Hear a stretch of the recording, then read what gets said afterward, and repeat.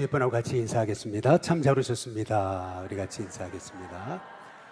우리 한 번 더 인사하겠습니다. 큰 은혜 받으시기 바랍니다. 예, 마지막으로 인사하겠습니다. 은혜의 주인공 되시기를 바랍니다. 우리 같이 인사하겠습니다. 저희가 코로나를 맞아서 부흥회를 열지 못하다가 이제 드디어 첫 부흥회를 열게 됐습니다. 이번 부흥회는 주중에 하지 못하고 이렇게 오늘부터 해서 우리 3주 주일에 걸쳐서 오후 예배 시간을 이용해서 부흥회를 하게 됐는데요.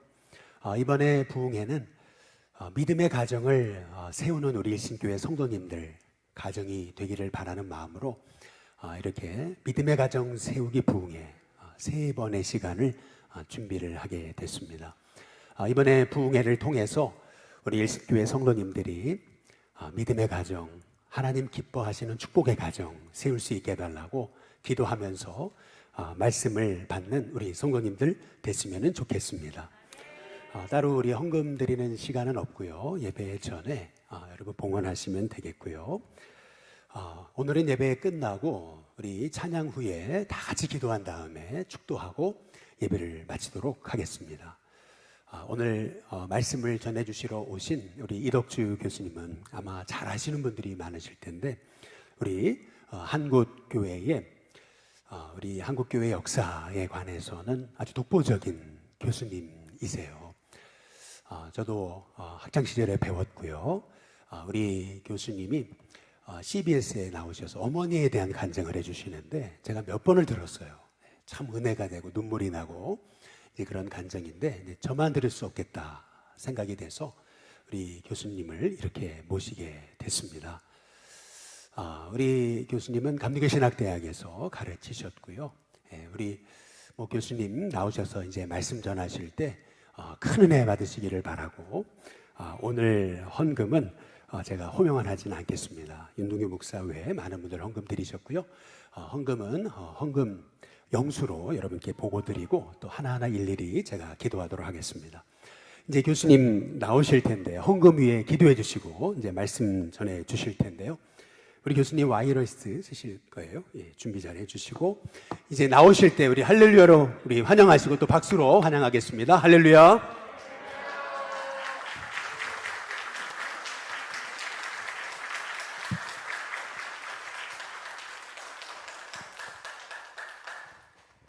기도하겠습니다.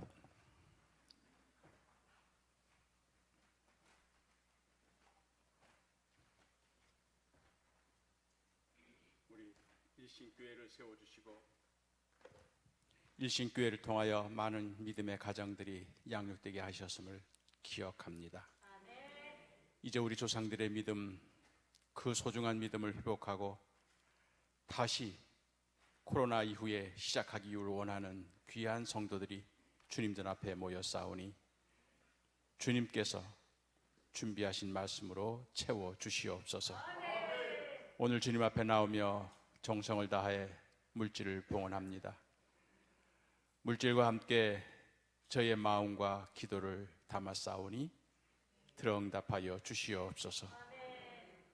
여기에 적힌 기도의 내용이 그대로 이루어지므로 저희 집에는 영광이 될 뿐만 아니라 저희 제단에는 큰 하나님의 영광이 될 뿐만 아니라 하나님의 뜻이 이루어지므로 하나님께 더 큰 영광 돌릴 수 있도록 축복하여 주시옵소서.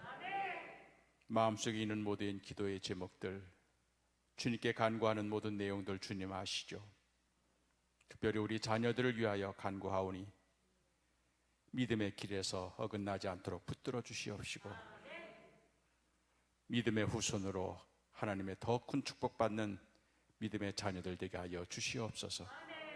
특별히 멀리 외국에 나가 있거나 군대 가 있거나 또 지방에 나가서 살고 있는 우리의 자녀들을 기억하여 주시어서 우리의 손은 미치지 못하오나 하나님의 손길이 저희 자녀들을 지켜주시고 보호하사 믿음의 자녀로 세움받게 하여 주시옵소서.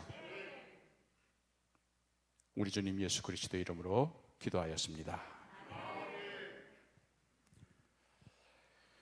성경을 읽다 보면은 구약에 특히 이른 비와 늦은 비의 은총이라는 그런 말씀이 자주 나옵니다. 전에는 그게 잘 몰랐어요. 근데 은퇴를 하고 나니까 그게 왜 하나님께서 이른 비의 은총과 늦은 비의 은총을 이렇게 따로따로 주시는구나 하는 것을 알게 되었습니다. 팔레스타인은 이른 비 봄에 한번 오면은 씨를 뿌리는 그런 절기가 됩니다. 그리고 씨앗이 이제 자라나서 결실을 맺어서 추수하기 직전에 한 번 더 늦은 비가 옵니다. 그렇게 되면 이제 마지막 양분을 다 품어가지고 늦은 비 후에 이제 가을 추수를 하게 되는 거죠. 그러니까 이른 비가 아무리 많이 와도 늦은 비가 와야 추수가 되는 겁니다. 그래서 하나님이 이렇게 늦은 비의 축복을 강조하셨구나. 그러니까 이른 비는 시작하게 하시는 은총의 비라면 늦은 비는 추수하게 하시는 은총의 비구나. 이렇게 11월 앞두고 추수감사절을 앞두고 우리 일신교회에서 부흥집회를 이렇게 코로나 이후에 아마 처음 하는 것 같은데 하는 이 과정을 보면서 하나님께서 우리 일신교회 모든 성도들의 가정에 늦은 비의 축복을 허락하시기 위하여 이 집회를 예비하셨구나 하는 생각을 하게 되었습니다. 이미 우리 일신교회는 이른 비의 축복을 충분하게 받았습니다. 그렇기 때문에 이제 남은 늦은 비의 축복까지 받아서 하나님 앞에 가기 전에 받을 축복 흠뻑 받고 가시기를 기원합니다.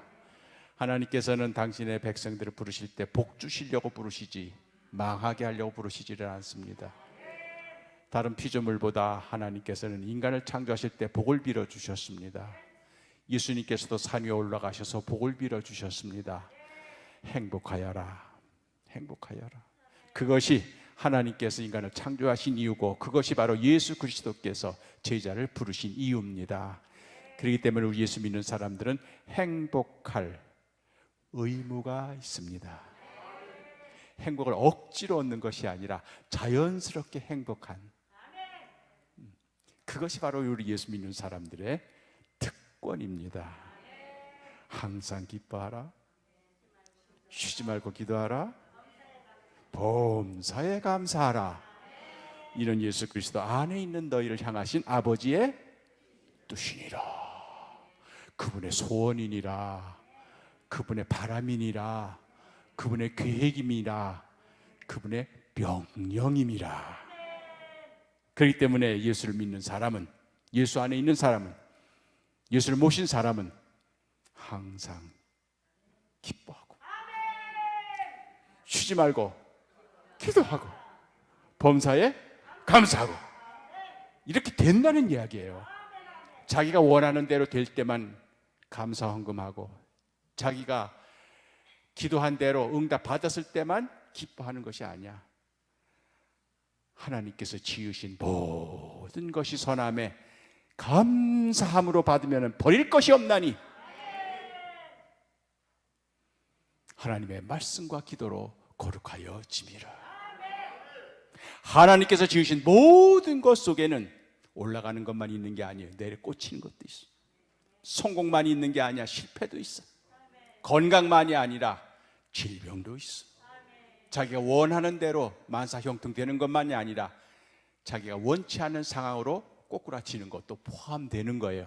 그게 바로 모든 것이야. 그 모든 것이 하나님의 선하신 뜻에 의해서 내게 주어진 것인 줄 믿고 감사하면 버릴 것이 없나니. 버릴 게 없대요. 그렇기 때문에 믿지 않는 사람들은 자기가 원하는 대로 집에 지갑에 좀 두둑할 때, 자기가 소원 성취됐을 때 그때만 행복하고 그때만 기쁘고 그때만 좋아하지, 자기가 원하지 않은, 그리고 자기가 바라던 상황이 아니었을 때는 불평하고 짜증내고 원망하고 실망하고 절망하고 확연하게 구별이 돼요.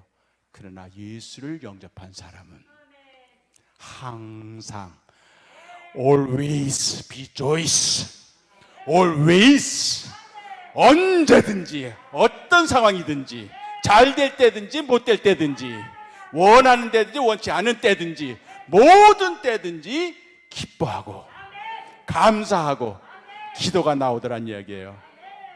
몰라요, 왜 그렇게 되는지. 근데 그게 사실은 쉽지는 않거든. 사람으로 살다 보면은 자기가 원하는 대로 아들이 축축축축 승진하고, 또 자기가 원하는 대로 사업이 번창하고, 그리고 나름대로 기도했던 대로 될 때는 저절로 감사가 나고 저절로 기쁨이 나오는데, 이게 그게 아니에요. 우리가 믿음 생활하던 원하는 대로 되는 것보다는 원치 않은 상황이 더 많거든. 여러분 몰라요? 나는 그랬어. 내가 바라던 대로 되는 것보단 오히려 원치 않은 그런 상황이 더 많았는데, 그런 모든 것이 믿음의 초반 때는 그냥 짜증나고 원망스럽고, 하나님이 안 계시는 것 아닌가, 하나님이 내 기도 응답하시지 않는 것 아닌가, 하나님 날 버리신 것 아닌가, 이렇게 착각을 했었는데, 철들고 나니까 그게 하나님께서 더 큰 축복으로 나를 인도하시기 위하여 실패도 경험하게 하시고, 질병도 주시고, 꼬꾸라지게도 하시고, 망하게도 하시고, 그러면서 내가 더 하나님의 예비하신 더 큰 축복으로 나를 인도하시더라, 그런 이야기예요. 아마 목사님께서 저를 초청하신 게 그 CBS에서 그걸 내가 안 해야 되는데 어떻게 끌려나가가지고 한 바람에, 사실 신학대학 교수가 그런 데 나가서 하기가 조금 좀 부끄러워서, 단지 제 얘기가 아니라 내 어머니 얘기를 한다고 해서 이제 그 조건으로 제가 간 거죠. 저는 어린 시절부터 진짜 가난과 고독은 제 절친이었습니다. 진짜 가난했어요. 사실 여기 일신교회는 제가 처음 오게 된 거는요, 지금부터 60년 전이에요. 그러니까 여러분들 여기 교회 나오기도 전에 내가 초등학교 시절에, 그때 내 위에 형님 이현주 목사님이 감리교 신학대학 다니고 있었는데 이 교회 와서 학생부 지도를 했었던 것 같아. 그래서 초등학교 때 처음 서울 구경 온 거야, 형님 때문에. 그래가지고 형님 충정로에 있는 기숙사에 있는데 토요일이었던 것 같아요. 그러면서 혼자 그 기숙사에 있기가 뭐하니까 이제 자기 이 일신교회 와서, 그때가 이제 이정년 목사님 때야. 그래서 이정년 목사님 때 여기 중고등부 교사를 이제 저희 형님이 했기 때문에, 그래서 이제 일신교회를 충정로에서부터 걸어와서 그때 처음으로 이 돌 예배당을 본 거예요. 와, 시골의 그 판잣집 예배당, 조그만 예배당 보다가 얼마나 멋있는지. 와, 오늘 보다 보니까 그대로 돼. 안에는 싹 바꿨지만 바깥은 그냥 그 우람한 그 돌 예배당. 그러니까 이 시골 촌놈이 그걸 보고 얼마나 놀랐는지. 그래 이제 형님이 여기서 뭐 중고등부 하는데 뭐 내가 낄 수가 있나. 이 형님이 그 끝날 때까지 이제 이리저리 되는데, 그때 내가 남대문에 처음으로 네온 사인을 본 사람이야. 와, 이 촌놈이 눈이 휘둥그레져 가지고 말이죠. 와, 그때 그냥 막 무슨 우유 광고였어. 소가 이렇게 딱 매 하는 소리가 나. 와, 그게 막 동영상으로 움직여지는데, 그 서울역 거기 큰 게 있었어요. 야, 그거 한참 보다가 그런 촌놈이었어 내가. 그때 그래서 일신교회 내가 처음 그때 와서, 야, 이런 데서 예배드리는 교인들은 얼마나 좋을까. 우리 시골에는 그냥 쪼그라진 한 30평도 안 되는 그런 판잣집 예배당인데, 이런 이제 웅장한 예배당에서 여기서 중고등부 학생들 다니는 애들은 얼마나 행복할까. 그런 분들이 이제 저 원로 장로님들이 된 거야. 어쨌든 이 일신교회는 이 시골 촌놈한테는 굉장히, 그 무렵에 저게 꿈이 있었어요. 저한테 꿈이 있었습니다. 저는 충청북도 충주라고 하는 아주 조그만, 거긴 분지예요. 사방이 산으로 둘러싸여 있는. 그래 거기서 태어났어요. 저는 4살 때 아버님이 돌아가셨어요, 폐결핵으로. 그래서 우리 어머님 35세 이제 혼자. 왜요? 그거 제가 일부러 안 씻는 거예요. 일부러 안 씻는 거야. 이걸 과잉 충성이라는 거예요. 제가 말씀 전할 때는 신발을 벗어야 제 마음이 편해요. 그래서 그러니까 양말까지 벗을까? 그래서 4살 때 아버님이 돌아가셨고, 뭐 물려놓은 재산 없고 아주 가난했죠. 그리고 또 3년 후에는 제일 큰 형님, 맏형님까지 또 사고로 죽고. 그러니까 우리 어머님은 말 그대로 진짜 참 힘들고 어려운 그런 신앙생활을 하신 거죠. 누구 전도받아서 교회 간 건 아니에요. 단양읍에 저희 아버님이 단양군 면사무소 직원이었는데 그때 이제 아버지는 결핵을 콜콜콜 앓고 있고 기침을 하면서 그때 이제 난 태어나기도 전이에요. 저희 위에 누님이 1살짜리였는데 홍역을 해가지고 옛날 홍역으로 많이 죽었잖아요. 그래가지고 이렇게 펄펄펄 끓고 그래 밤새도록 애가 보채고 시골에 뭐 약이나 제대로 있나요? 병원에도 제대로 못 가고 그러니까 이게 참 막막한 거죠. 저희 어머님 봐서는 남편은 저렇게 폐결핵을 앓고 있죠. 가난한 살림에 이 딸내미까지 이렇게 아프니 이걸 어떻게 이게 답답했던 겁니다. 하나님은요 답답할 때 부르시는 겁니다. 막막할 때 하나님이 우리를 부르시는 겁니다. 아브라함도 모세도 엘리야도 베드로도 잘 나갈 때 부르지 않으셨어요. 깜깜하고 막막할 때 그때가 하나님이 우리를 부르시는 시간이에요. 세상에 의지할 것 없어요. 세상에 도와주는 사람 없어요.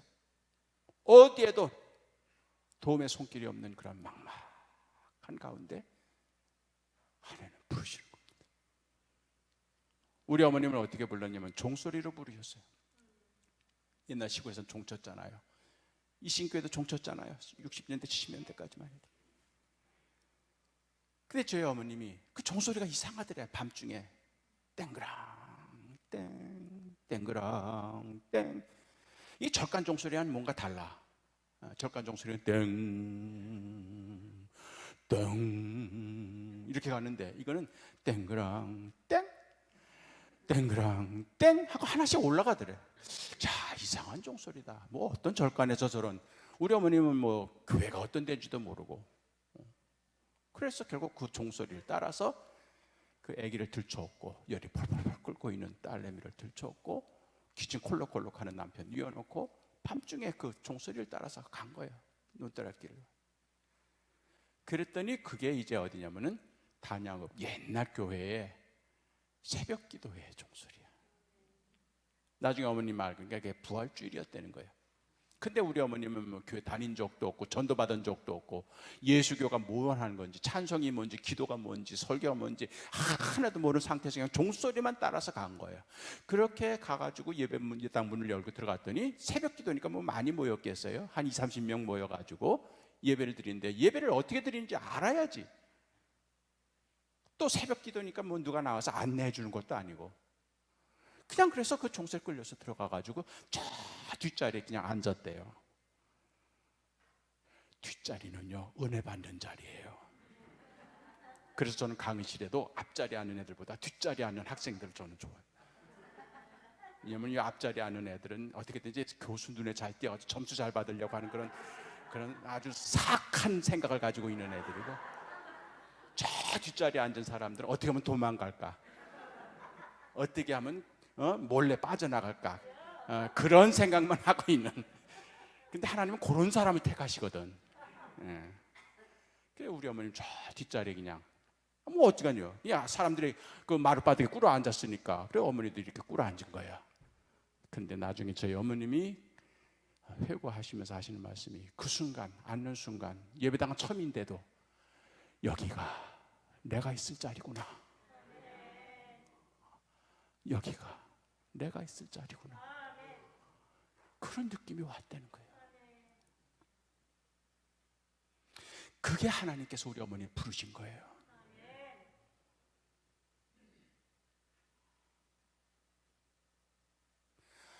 우리 감리교회 창시자인 웨슬리 목사님은 하나님의 구원의 역사를 4단계로 얘기할 때 제일 첫 번째 얘기하는 게 선행은총이라는 말을 씁니다. 프리베니언트 그레이스라는 말.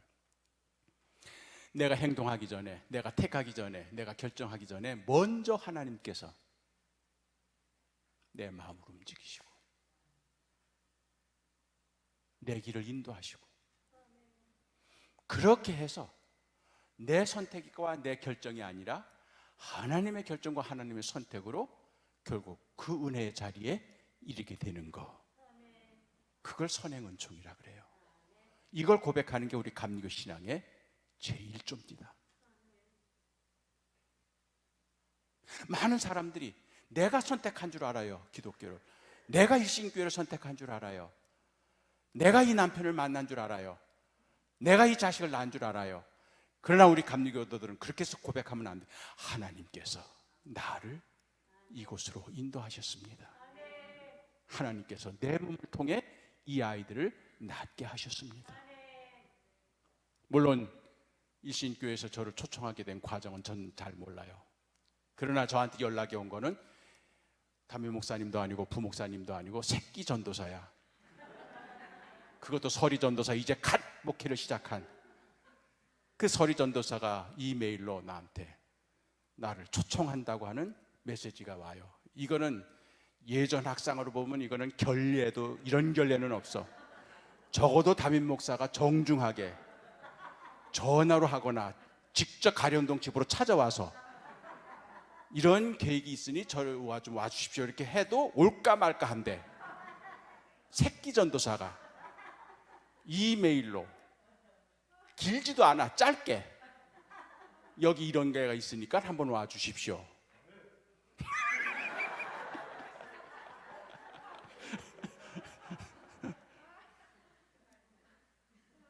제가요 은퇴한 다음에 제일 무서운 게 제 선배들은 안 무서워요. 왜? 나보다 먼저 갈 사람들이라. 제일 두려운 게 제자야. 후배 제자. 얘들은 내가 죽은 다음에도 주구장창 살아남아서 나에 대해서 얘기할 거 아니야. 그래 아마 담임 목사님이 나한테 오라 그랬으면 내가 안 왔을지도 몰라. 새끼 전도사를 이용한 게 그게 신의 한 수야. 이 새끼 전도사가 얼마나 불안했겠어. 이덕주 교수를 여기 모셔오라는 오다를 받았을 테니 이거는 뭐 이덕주 교수를 만난 적도 없지. 이덕주 교수가 이게 완양 초청했을 때 할까 말까 얼마나 불안해가지고 메일을 보냈겠어요. 그러나 저는 전도사님이 목사님이 나름대로 이 부흥 집회를 준비하면서 이덕주 목사를 부르겠다고 한 그 마음을 하나님께서 주신 것으로 그런 전도사님의 초청에 응하도록 이덕주의 마음을 움직이신 것도 하나님이시오. 지금 이 자리에 여러분이 와 앉아있는 것도 여러분의 선택이기보다 하나님의 선택. 그렇기 때문에 우리 감리교도들은 모든 일을 그분이 결정하시고 그분이 선택하시고 그분이 계획하신 대로 우리는 따라 움직일 뿐이다. 그걸 고백하는 것이 처음 시작입니다. 그렇기 때문에 모든 것을 감사하게 되는 거예요. 이게 다 하나님으로부터 비롯되었기 때문에 하나님께서 지으신 모든 것이 내게 보이기는 선하지 않아. 그러나 그분이 보시기에는 선하신 뜻을 담아서 내게 주신 것이기 때문에 나는 감사함으로 받으면 돼. 그러면 버릴 것이 없어. 그래서 우리 어머님 신앙생활 시작된 거예요. 그래 그때부터 이제 믿음의 생활을 시작하시는데 처음에 생각하기는 그렇게 되면 이제 예배당 가면은 뭐 주변에 있는 사람들이 예배당 가면은 뭐 복 받는다, 만사 형통된다, 병도 낫는다, 뭐 자식도 잘한다 이렇게 얘기를 하니까 남편이 결핵병도 낫겠구나. 아니에요. 그렇게 믿음 생활 시작한 지 4년 만에 결국 아버님 내가 4살 때 하늘나라 가셨어요. 그러니까는 이제 주변에서 특히 믿지 않는 우리 큰 집에서 봐라. 예수 귀신 들려가지고 조상 귀신이 노해가지고 저 집에 가장 죽었다. 그러잖아. 왜 예수 귀신을 믿느냐. 나를 따라서 절간에 가지. 무당 구술해야지. 그래가지고 그냥 한국 큰어머니 큰 집에서 저희 어머님을 핍박하고 그러면서 그냥 뭐 저희 아버님 몫으로 올 재산도 일체 저 예수 믿는 집안에는 줄 필요 없다. 그러니까 더 가난해진 거죠. 그러다가 이제 3년 후에 어머님이 더 큰 시련을 겪는 거예요. 아버님이 돌아가셨을 때 우리가 4남매가 남았습니다. 제일 큰 형님. 이 반기문 유엔 사무총장을 했던 분이랑 충주고등학교 막 비슷하게 다녔을 거예요. 천재입니다. 하여튼 초등학교부터 고등학교 때까지 전교 1등을 놓쳐본 적이 없는 수재 중에 수재. 공부도 잘하고 말도 잘하고 붓글씨도 잘 쓰고 주산도 잘 놓고 뭐 착하고 또 신앙 좋고 뭐 진짜 퍼펙트 완벽해요. 그 완벽한 사람 별로 재미없어. 좀 이렇게 흠이 있어야 이 사람이 좀 살만나는데 너무 퍼펙트하면은 일찍 가. 근데 그 아들이 고등학교 다니고 그다음에 여기 일신교회 신학교 때 왔던 현주 형님이 이제 중학교 다니고 누나가 초등학교 다니고 내가 이제 나도 초등학교 다닐 때입니다. 그러니까 이제 우리 어머님이 이 큰 아들에 대한 기대가 굉장히 큰 거죠. 전국 수재니까. 그러니까 당연히 이제 서울로 올라와서 대학을 가야 되는데 형님이 효자예요. 내가 고생하는 우리 어머님 볼 수가 없다. 저희 어머님이 아버지 돌아가신 다음에 온갖 진짜 굳은 일 다 하셨거든요.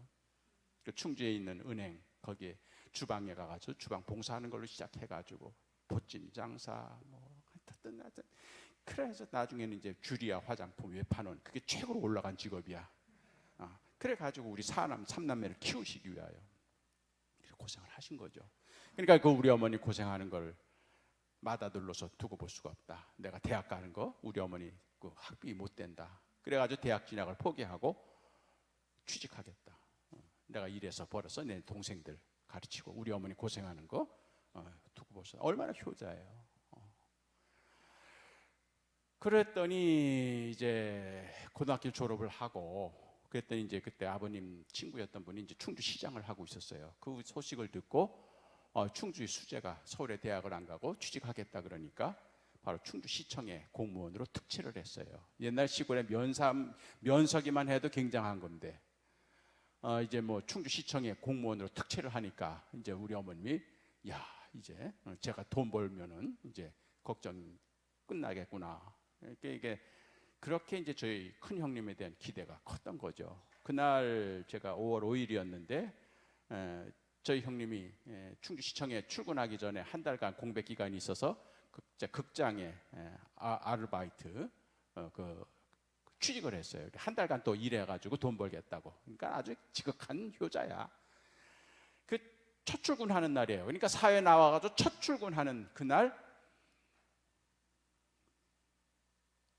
극장에 올라가서 천정에서 배선 공사를 도와주다가 발을 헛디뎌가지고 내려 꽂혀서 철제 의자에 머리를 찧어가지고 뇌진탕으로 죽은 거예요. 그래서 시체가 돼서 들어온 거예요. 우리 어머님이 그 시체를 받은 거예요.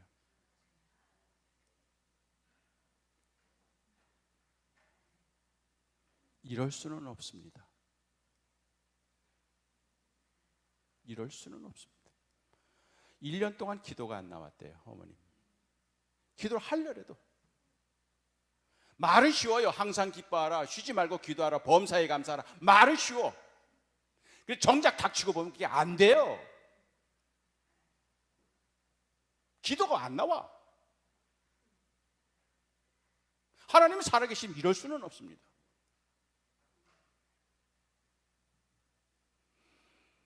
그러니까 우리 큰 집에서는 거 봐라.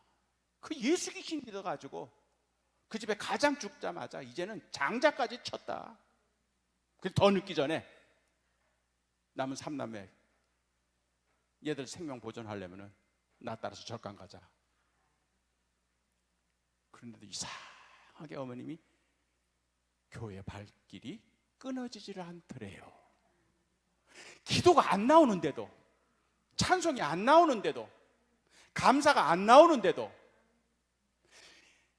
주변에서는 예수 믿어가지고 망한 집이라고 손가락질하고, 어머님도 내가 이거 종교를 잘못 선택한 건 아닌가, 이상하게 교회 다니고 나서부터 오히려 더 남편 죽고 맏아들 죽고, 이거 내가 교회를 잘못 택한 거 아닌가, 그런 생각이 드는데도 발걸음이 끊어지질 않더래요. 이게 성령의 역사입니다. 내 의지가 아닌 거예요. 싫은데도 나가게 되더란 얘기예요. 기도가 안 나오더라도 기도의 자리에 앉으시기를 바랍니다. 찬송이 안 나오더라도 찬송의 자리에 앉아 계시기 바랍니다. 감사가 나오지 않더라도 예배당에 그 자리를 지키시길 바랍니다. 내 의지로 되는 게 아닙니다. 성령께서 잡아주셨기 때문에 그게 가능합니다.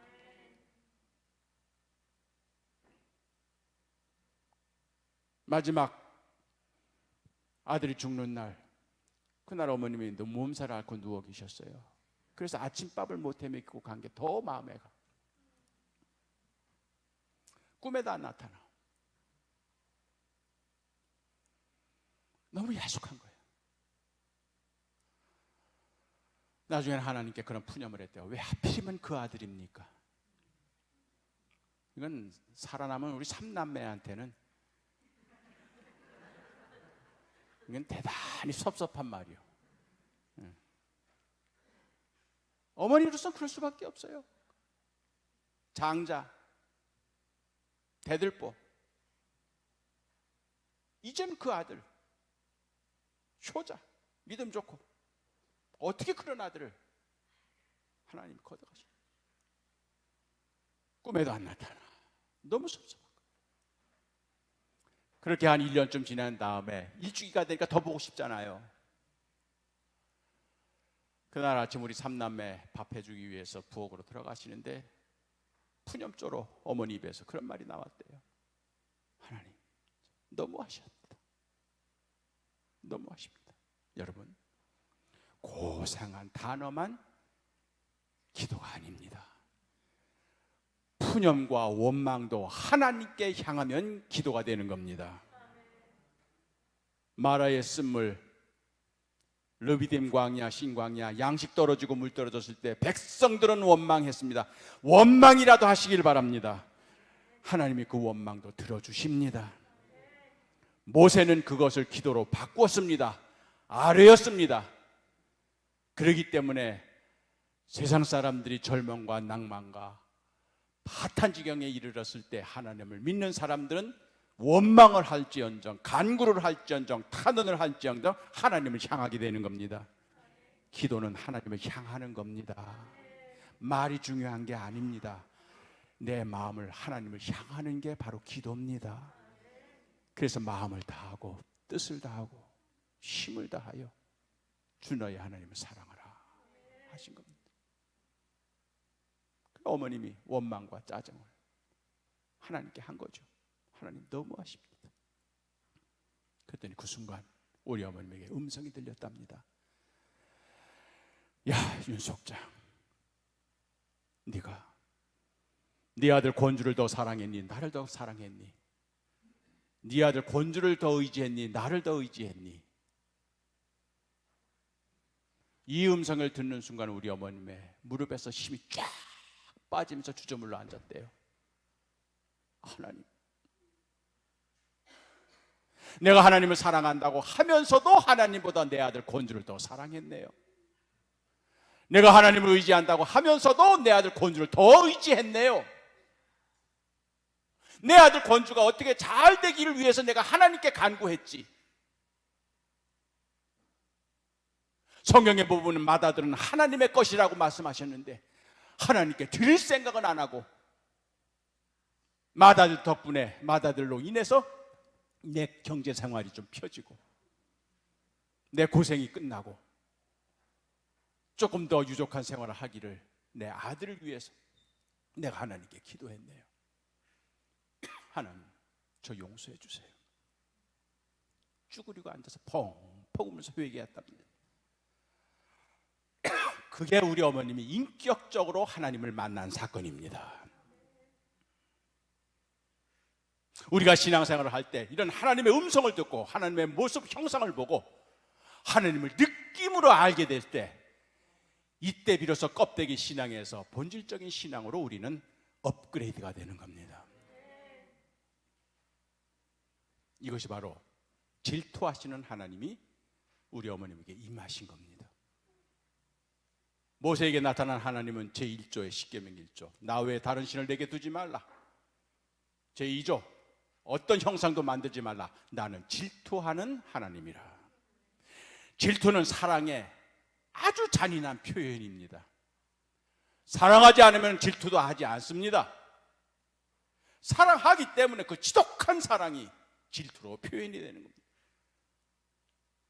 그렇기 때문에 우리 어머님이 단양교회에서 신앙생활을 하시고 충주로 나온 다음에 신앙생활을 하면서 기도를 하더라도 자식을 위해서 기도했고, 간구를 하더라도 자식이 잘 되기 위해서 간구하고,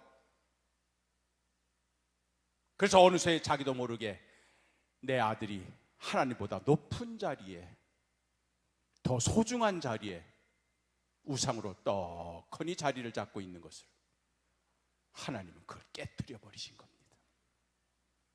얼마나 잔인한 하나님인지. 그래서 우리 어머님의 입에서 하나님 잘못했습니다, 이제 남은 생에 오직 하나님만 내가 의지하겠습니다. 하나님만 사랑하겠습니다. 하나님보다 더 사랑하는 것은 내게 절대 두지 않겠습니다. 이것이 바로 우리 어머님이 인격적으로 하나님을 만나게 된 사건입니다. 그래서 그때까지는 하나님을 믿어도 내 가족을 잘 되기 위해서, 내 자식들 잘 되기 위해서, 내 생활이 잘 펴지기 위해서, 그래서 하나님을 도움을 바라고 하나님을 요구하는, 이용하는 그런 신앙이었다고 하면은, 이제는 온전히 하나님께 나를 바쳐서 하나님만 의지하고 하나님만 바라는. 오늘 본문 말씀을 보면은 부활하신 예수님이 갈릴리 호숫가에서 7 제자를 다시 만나십니다. 3년 전에 갈릴리 호숫가에서 일어났던 똑같은 사건이 이제 3년 후에 갈릴리에서 똑같이 일어납니다. 예수님 부활 승천하신 다음에 생계가 막막해진 제자들은 예루살렘을 떠나서 갈릴리로, 그 호숫가로 다시 와서 옛날 과거의 직업으로 돌아갔습니다. 그래서 예수님 만나기 전에 했던 어부 일을 다시 시작했습니다. 근데 그 밤에 고기 한 마리가 잡히지 않는 거예요. 제자들은 의아해했습니다. 뭔가 이거 3년 전에 있었던 똑같은 사건이 재현이 되는 겁니다. 이상하다 싶었습니다. 그때 저 강변 쪽에 있었던, 호숫가에 있었던 예수님께서 깊은 곳에 그물을 내려라, 내렸더니 엄청나게 많은 고기가 잡혔습니다. 이거 3년 전에 있었던 사건의 재현입니다. 그때 예수님을 알아본 요한이 주님이시다 하니까 그제서야 제자들이 노를 져가지고 바닷가로 내려와서 예수님이 마련해놓은 식탁에 앉아서 함께 즐겁게 부활하신 주님과 식사를 나눕니다. 그런데 그때 거기 있던 제자들 가운데 유독 한 사람, 그 사람만은 예수님과 눈을 마주치지 않습니다. 가급적이면 예수님의 시선을 피합니다. 그리고 예수님의 대화를 걸지 않으려고 의도적으로 예수님을 피하는 제자 한 사람이 있었습니다. 누굴까요? 베드로입니다. 왜 그랬을까요? 바로 얼마 전에 예루살렘에서 자기가 한 소행이 기억이 난 거죠. 다른 사람들은 다 주님을 버릴지언정 저는 끝까지 주님을 지키겠습니다, 호언장담했던 베드로.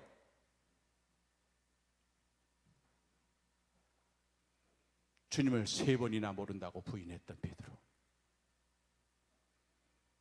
주님의 십자가 현장에서 도망쳤던, 벌거벗은 채로 주님 체포되는 현장을 피했던, 말이나 하지 말지 내가 주님을 위하여 목숨을 내놓겠습니다, 칼을 준비할 거예요, 몽치를 준비할 거예요, 다른 사람 다 떠나가더라도 저는 주님을 끝까지 지키겠습니다, 그렇게 호언장담했던 그가 결국 주님 면전에서 3번이나 나는 저 사람 모른다, 그게 기억이 나니까 예수님을 볼 면목이 없는 거죠.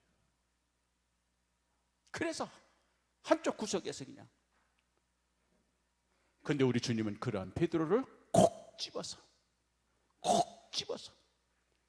피하고 싶었는데도 주님께서는 그 베드로를 콕 집어서 베드로야 부르지 않으셨습니다. 3년 전에 처음 만났을 때 그 이름입니다. 요나의 아들 시몬아. 왜 그랬을까요? 신앙이 다시 도루묵이 된 겁니다. 3년 예수님 따라다녔던 거 다 아무것도 남은 게 없는 거예요.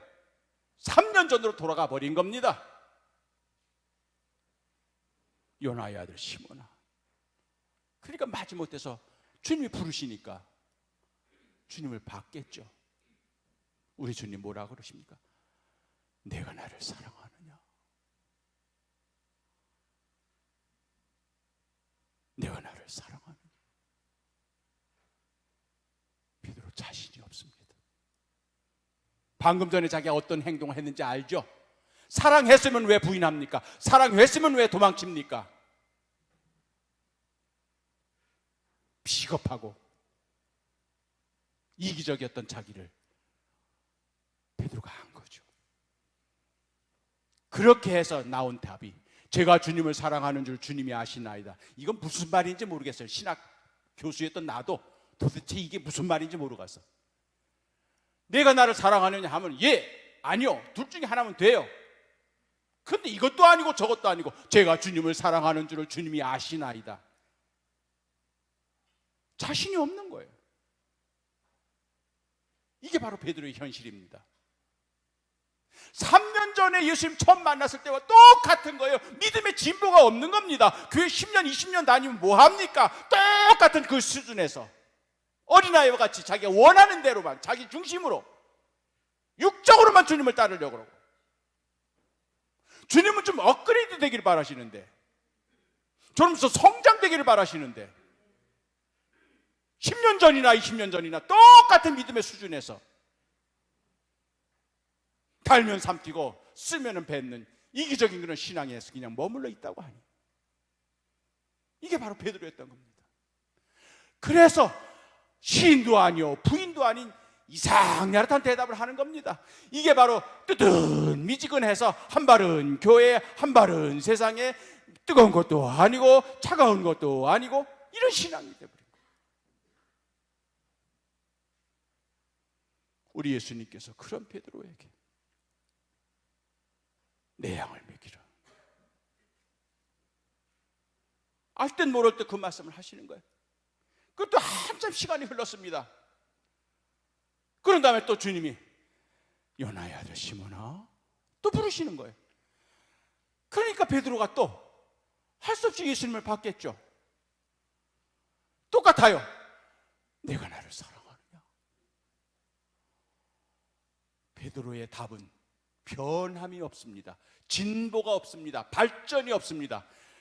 주님, 제가 주님을 사랑하는 줄을 주님이 아시나이다. 똑같아요. 마치 녹음기 틀어놨듯이. 우리 주님, 그래, 내 양을 먹이라. 그것도 시간이 흘렀습니다. 그때는 세 번째로 또 요나의 아들 시몬아. 우리 주님도 참 짓궂어, 끈질겨.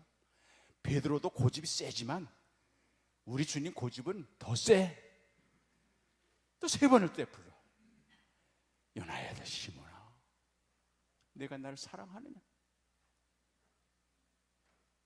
그런데요, 성경을 자세히 읽어보면요, 세 번째로 내가 나를 사랑하느냐 했을 때 베드로가 답을 할 때 첫 번째, 두 번째는 그런 표현이 없는데 세 번째는 베드로가 근심하며 라는 단어가 똑 들어가요. 첫 번째, 두 번째는 그 단어가 없어요. 세 번째만 근심하며. 근심했다는 거예요, 베드로가. 이게 조금 변화가 된 거야. 이게 근심이라도 하라는 얘기예요. 근심하며 예수님께 답을 해요. 그런데 답의 내용은 똑같아요. 제가 주님을 사랑하는 줄 주님이 아시나이다. 그때는 예수님께서 내 양을 먹이라.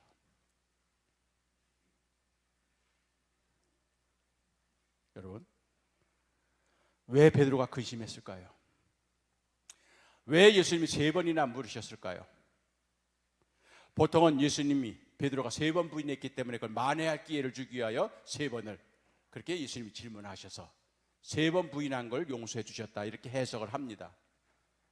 그래서 강력 예수님이 계산적인 분으로 생각하는데, 물론 그렇게 해석할 수도 있어요. 그러나 조금 달리 해석합니다.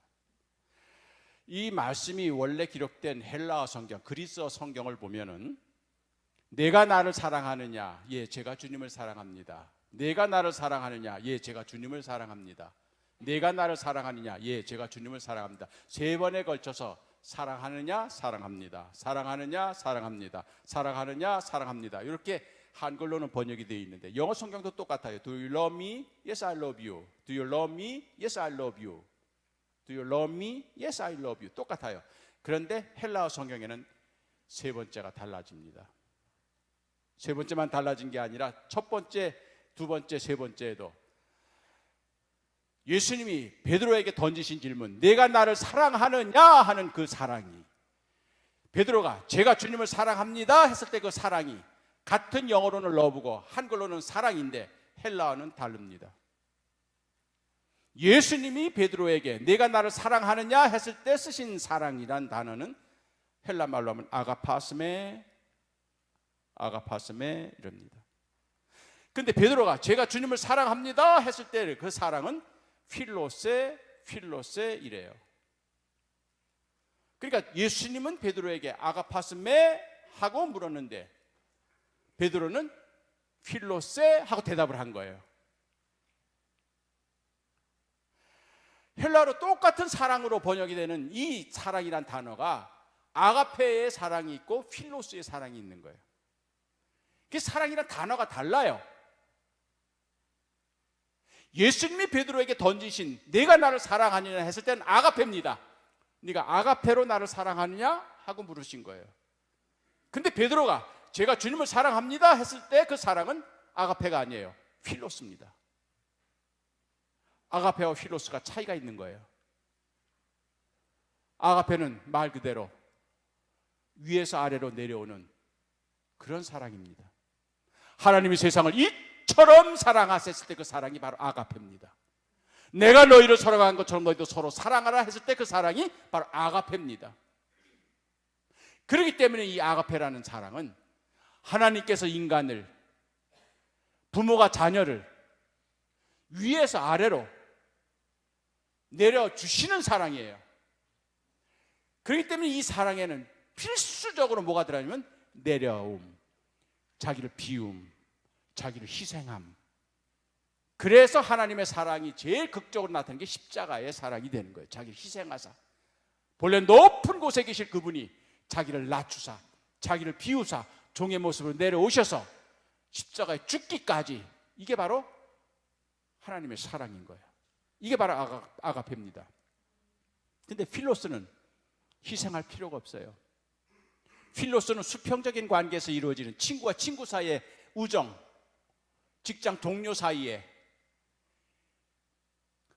가족들 간에, 친구와 이웃 사이에 이루어지는 그런 사랑이에요. 그게 잘 나타난 게 필로소피라는 철학이라는 말, 그 필로스라는 말하고 로기아라는 말이 합쳐진 거예요. 또 필하모니라는 말이 있어요. 음악하는 사람들. 필안트로피, 요거 다 필로스라는 말에서 나온 겁니다. 그러니까 필로스는 굳이 희생을 안 해도 돼요. 주고받는 사랑이에요. 수평적인 관계에서 왜 우정이 깨집니까? 내가 이만큼 해줬으면 저기서 이만큼 해줘야 돼요. 근데 그게 안 되는 거예요. 내가 이만큼 했는데도 저쪽이, 그러면 그거 깨지는 거예요. 그게 바로 필로스예요. 그래서 계산적이에요. 자, 이제 왜 주님이 3번이나 이 질문을 반복했는지. 주님은 베드로에게 아가파스메 계속 그렇게 해서 아가페로 나를 사랑하느냐, 아가페로 나를 사랑하느냐 하지만 베드로는 줄기차게 필로스로만 대답을 하는 거예요. 이게 주님이 우리에게 원하시는 사랑과 우리가 주님에게 바치는 사랑의 차이가 되는 겁니다. 우리가 신앙생활을 할 때는 필로스로 시작하는 거예요. 내가 이만큼 헌금했더니, 이만큼 헌신했더니, 내가 이만큼 노력했더니 하나님 이만큼 해주신다. 계산적이에요. 그래서 11조 헌금을 이걸 빼먹으려고 해도 꼭 하나님이 그만큼 또 사고치게 만드시니까, 그래서 마지못해서 11조 헌금을 하는 거예요. 내가 이만큼 헌금하고 내가 이만큼 헌신했더니 하나님께서 이만큼 축복해 주신다. 그러니 축복을 받기 위해서 다는 계속 헌금해야 하고, 계속 헌신해야 하고, 계속 예배드려야 하고, 이게 바로 필로스예요. 근데 그 계산이 깨져버리는 거예요. 내가 이렇게 헌신했는데 왜 하나님이 이렇게 징벌을 주시는가? 내가 이렇게 예수님 앞에 매일 가가지고 예배를 드렸는데 왜 내 아들이 죽어야 하는가? 필로스로 보면 그건 이해가 안 되는 거예요. 이게 바로 베드로의 믿음의 한계였던 겁니다.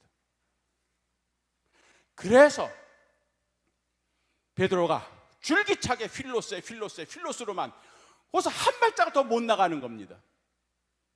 그러니까 마지막에는 세 번째로 내가 나를 사랑하냐 했을 때는 헬라어 성경을 보면은 예수님이 결국 베드로에게 집니다. 베드로가 고집을 꺾지 않아요. 베드로는 계속 필로스만 주장을 합니다. 그래서 마지막 세 번째는 예수님이 단어를 바꿔요.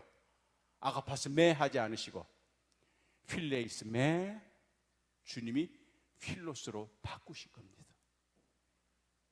주님이 첫 번째, 두 번째는 아가파스 매, 아가페로만 계속 하시다가 세 번째 당신이 아가페를 포기하시고 필로스를 하니까 베드로가 뜨끔한 거예요.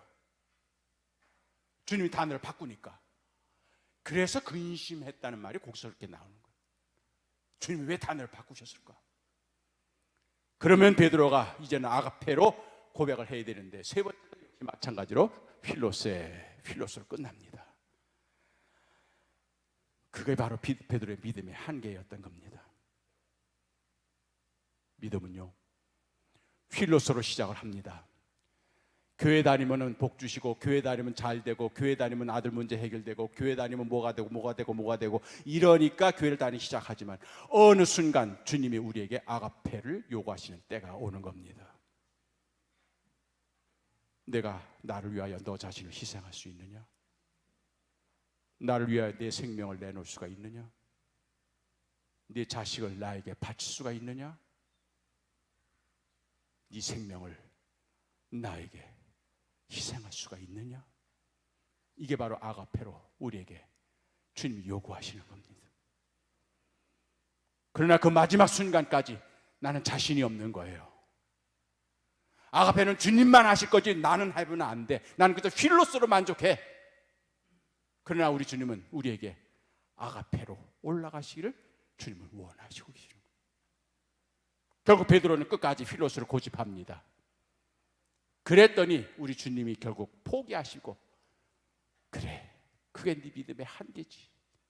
그러면서 필로스로 고집하는 그에게 세 번째 말씀하신 다음에 한 말씀을 더 덧붙입니다. 그래, 내가 젊어서는 스스로 띠를 띠고 내가 원하는 대로 다녔거니와 늙어서는 두 팔을 벌리리니 남이 너를 띠띠워서 네가 원치 않은 곳으로 너를 끌고 가리라. 알 듯 모를 듯 예수님께서 이 말씀을 하셨어요. 왜 그랬을까요? 그래, 지금은 네가 아가페는 못해. 그저 필로스로 계산적인 그런 신앙으로 나를 따르고 있지만 늙어서는 이게 꼭 꼬부랑 할머니가 된다는 거 아니에요. 70대 가지고 은퇴한 다음에 되는 게 아니에요. 때가 되면 이게 바로 늦은 비입니다. 늦은 비의 은총을 입으면 두 팔을 벌리리니. 여러분, 두 팔 벌린다는 게 뭘까요? 주님 앞에 항복한다는 겁니다. 성부여 의지 없어서 손 들고 옵니다. 나를 박대하시면 나 어디 가리까? 내 죄를 씻기 위하여 피 흘려 오시니 거회개 하는 마음으로 주 앞에 옵니다. 손 든다는 것은 항복한다는 겁니다. 주님 앞에 항복한다는 겁니다. 네가 젊어서는 네가 원하는 대로 스스로 띠를 띠고 네가 원하는 대로 다녔거니와 내가 두 손을 벌리리니 이제는 내가 선택하고 내가 주장하고 내가 판단하고 내가 결정하는 것이 아니라 남이 너를 끌고 다니리라. 능동적인 삶에서 피동태, 수동태의 삶으로 바뀌게 된다는 거예요. 제가 은퇴를 하고 나니까 그게 이해가 돼요. 사실 이제 저와 같이 신학교 교수로 있다가 은퇴한 사람들은, 많은 사람들이 은퇴 후에 뭐 할 거야? 그렇게 질문을 해요. 이게 제일 곤혹스러운 질문입니다. 은퇴 말 그대로 모든 일에서 그만하라는 얘기인데 뭘 또 하라는 거예요. 그래서 저도 은퇴하기 전에 동료 교수들이, 또 제자들이, 또 주변에 있는 사람들이, 또 제 아내까지도 은퇴 후에 뭐 할 거야? 많이 물어요. 글쎄, 저처럼 한국교회에서 공부한 사람들은 보통 그 관련된 연구소를 차립니다. 그래가지고 연구소 해가지고 글도 계속 쓰고 강연도 하고, 또 나름대로 뭐 제자들 거기 연구소에서 연구도 하게 하고, 그러면서 자기가, 왜냐하면 40년 동안 이 터득한 노하우로, 모르긴 몰라도 이 일신교회 역사에 대해서 내가 윤 목사님은 더 잘할 거야. 이거 처음 시작한 조경호 목사님과 김낙곤 장로님과의 이 조경호 목사님이 어떤 분인 줄 아세요? 이분이요, 젊은 청년 시절에 이용도 목사님 전기를 읽은 거예요. 33년에 출판된. 너무 충격을 받은 겁니다. 성자처럼 완전히 예수와 일치돼서 예수 외에는, 그런 책을, 그 일기와 서간집이 1933년에 출판이 된 거예요. 그걸 이 양반이 읽고, 와, 조선 땅에 이런 성자가 있다니, 그래가지고 이 책의 주인공을 내가 만나야 된다 해가지고 조경호 목사님이 저 함경도 원산, 거기에 이용도 목사님이 거기 신학산을 만들어서, 기도동산을 만들어서 거기 제자들 키운다니까 내가 거기 가리라 해가지고 이 양반이 황해도서부터 거기까지 걸어가지고 원산까지 간 거예요. 그렇게 거 갔더니 폐결핵으로 돌아가시고 나서 장례를 치르고 직후야 생전에 못 만난 거예요. 그래서 조경호 목사님, 에이 못 만났네 하고 포기하는 게 아니에요. 1년 동안을 이용도 목사님 묘에서 심요를 한 겁니다. 초막을 짓고, 옛날에 조선 사람들이 이제 죽으면은 자식이 집 안에서 안 자고 초막 지고 무덤가에서 1년을 지내잖아요. 그런 식으로 조경호 목사님이 이용도 목사님을 사모한 그 마음으로,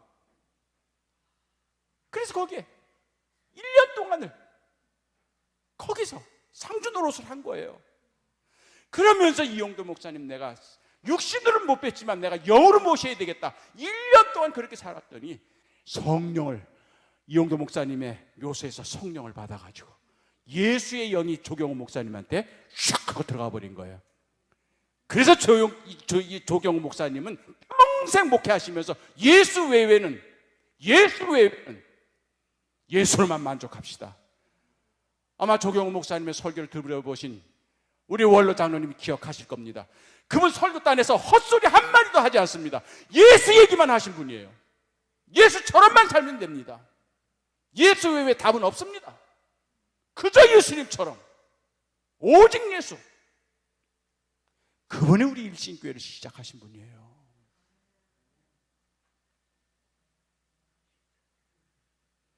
그 조경호 목사님이 그렇게 말씀으로 예수만 전하면서, 그리고 그분이 떠나가신 다음에 이제 이정연 목사님이 오셨는데, 이분은 저도 기억이 납니다. 이분은 찬양 목회입니다. 설교는 제가 들어보지 못했어요. 이분은 굉장히 테너예요. 테너하고 바리톤하고 중간인데 얼마나 미성인지 몰라요. 그래서 우리 신학교도 종종 오셨고, 은퇴한 다음에도 그냥 교회 다니면서 이분이 찬양 사역을, 나 어젯밤에 잘 때 한 꿈을 꾸었네, 이게 그 양반 18번이야. 왜 이 양반이 그렇게 했을까? 이분도 월남하신 분이에요. 그러니까 6.25 전쟁 가운데 집을 잃고 가족을 잃고 모든 걸 잃어버린 이 유랑민들을 위로하는, 그것이 찬송밖에 더 있어요? 그래서 찬송으로 이 실향민들을, 이 가난한 교인들을 위로하는 거예요. 그 양반이 바로 이 찬송 목회를, 찬양 목회를 하신 분이에요. 그 다음에 김상봉 목사님, 이분은 감리교단이 감독 하나 뽑는데 113번을 투표하는 그런 끈질긴 이 당파 싸움, 교파 싸움, 그렇게 해가지고 북쪽 남쪽 갈라져가지고 그냥 그 감투 때문에 그랬을 때 이분은 아무 말씀 안 하시고 동료 목사들과 함께 기도 운동을 시작하신 분이에요. 우리 기도합시다. 기도합시다. 그래서 김상복 목사님의 그 기도 운동이 결국 한국 감리교의 혼탁한 그 감독성으로 혼탁한 그 가운데서도 성결한 신앙 운동으로 일신교회가요 보통 교회가 아닌 거예요. 조경호 목사님의 말씀, 이정현 목사님의 찬양, 김상복 목사님의 기도, 이게 일신교회의 뿌리예요. 일신교회 자랑은 그겁니다. 그게 바로 일신교회가 반석위의 돌집으로 말씀과 기도와 찬양 세 가지면 됐지 뭐. 뭘 또 필요해요? 그걸 회복하는 일신교회 되고 그걸 회복하는 한국 감리교회가 되기를 소원합니다. 처음 알았죠?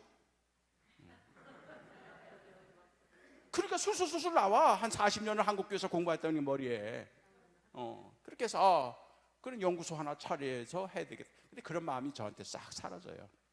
이상하게 제 마음에 그냥 아무것도 하지 말고 좀 쉬면서 기도하고 싶다 하는 그 마음을 저한테 주시더라고요.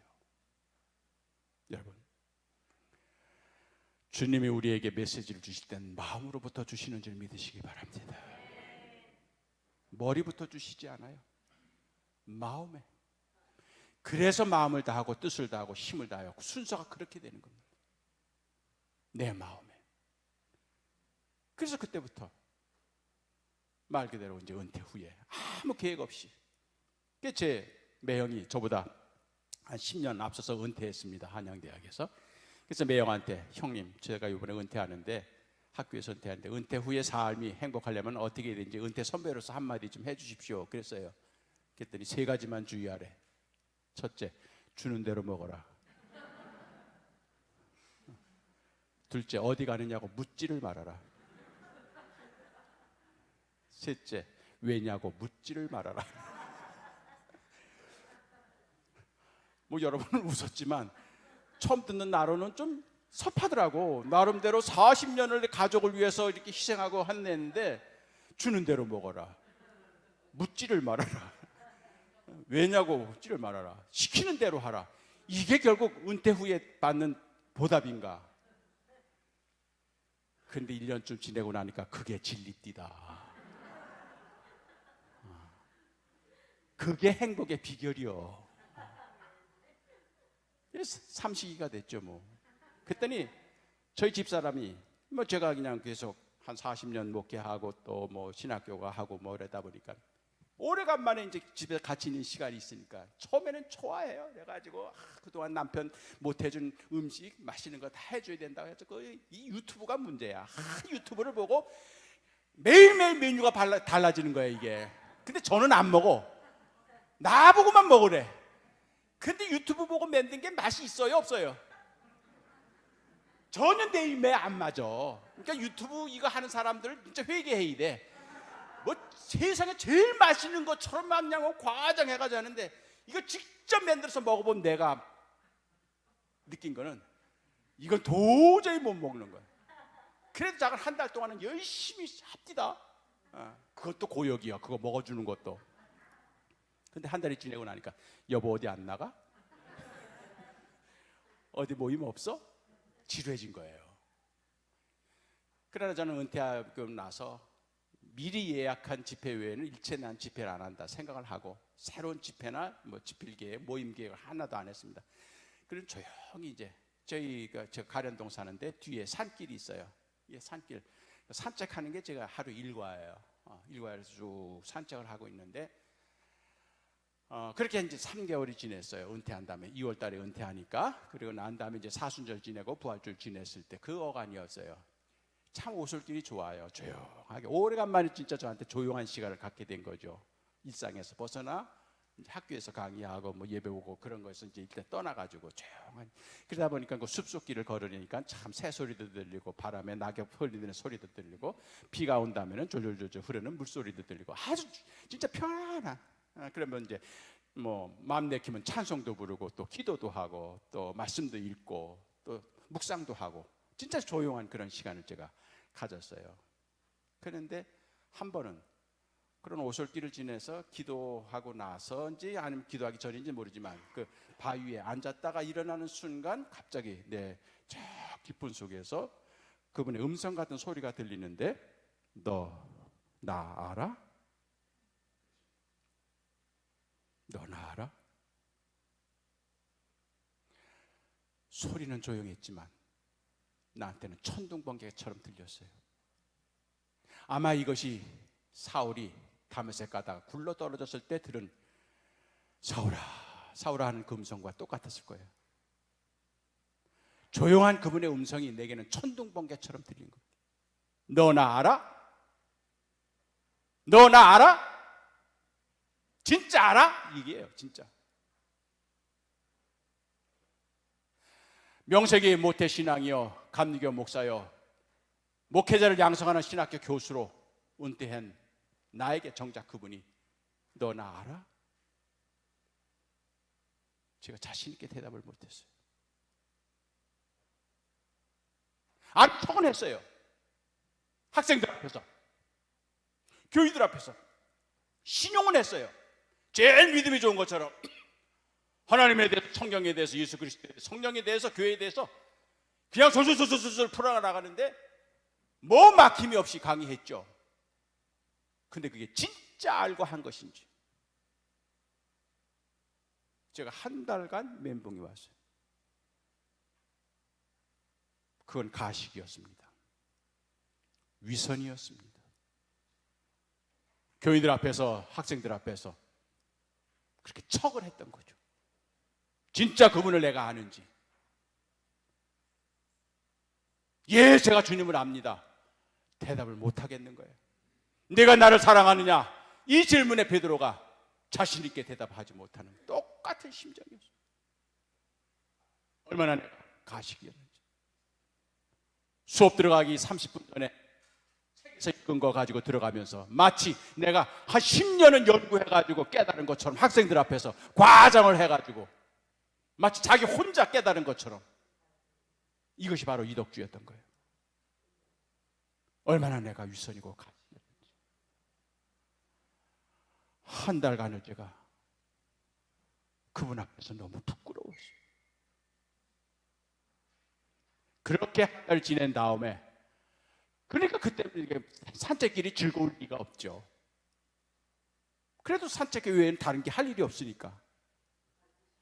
그렇게 한 달쯤 지낸 다음 저한테 그런 질책의 말씀이 은혜로 반전이 되는데, 이제 네 은퇴 후에 내 삶의 목표와 방향이 무엇인지 알겠냐? 그동안은 바쁘다는 핑계로 강의하고 집필하고 설교하고 모임 찾고 회의하고 바쁘다는 핑계로 나를 아는데 소홀했지. 이제는 나를 좀 알아보렴.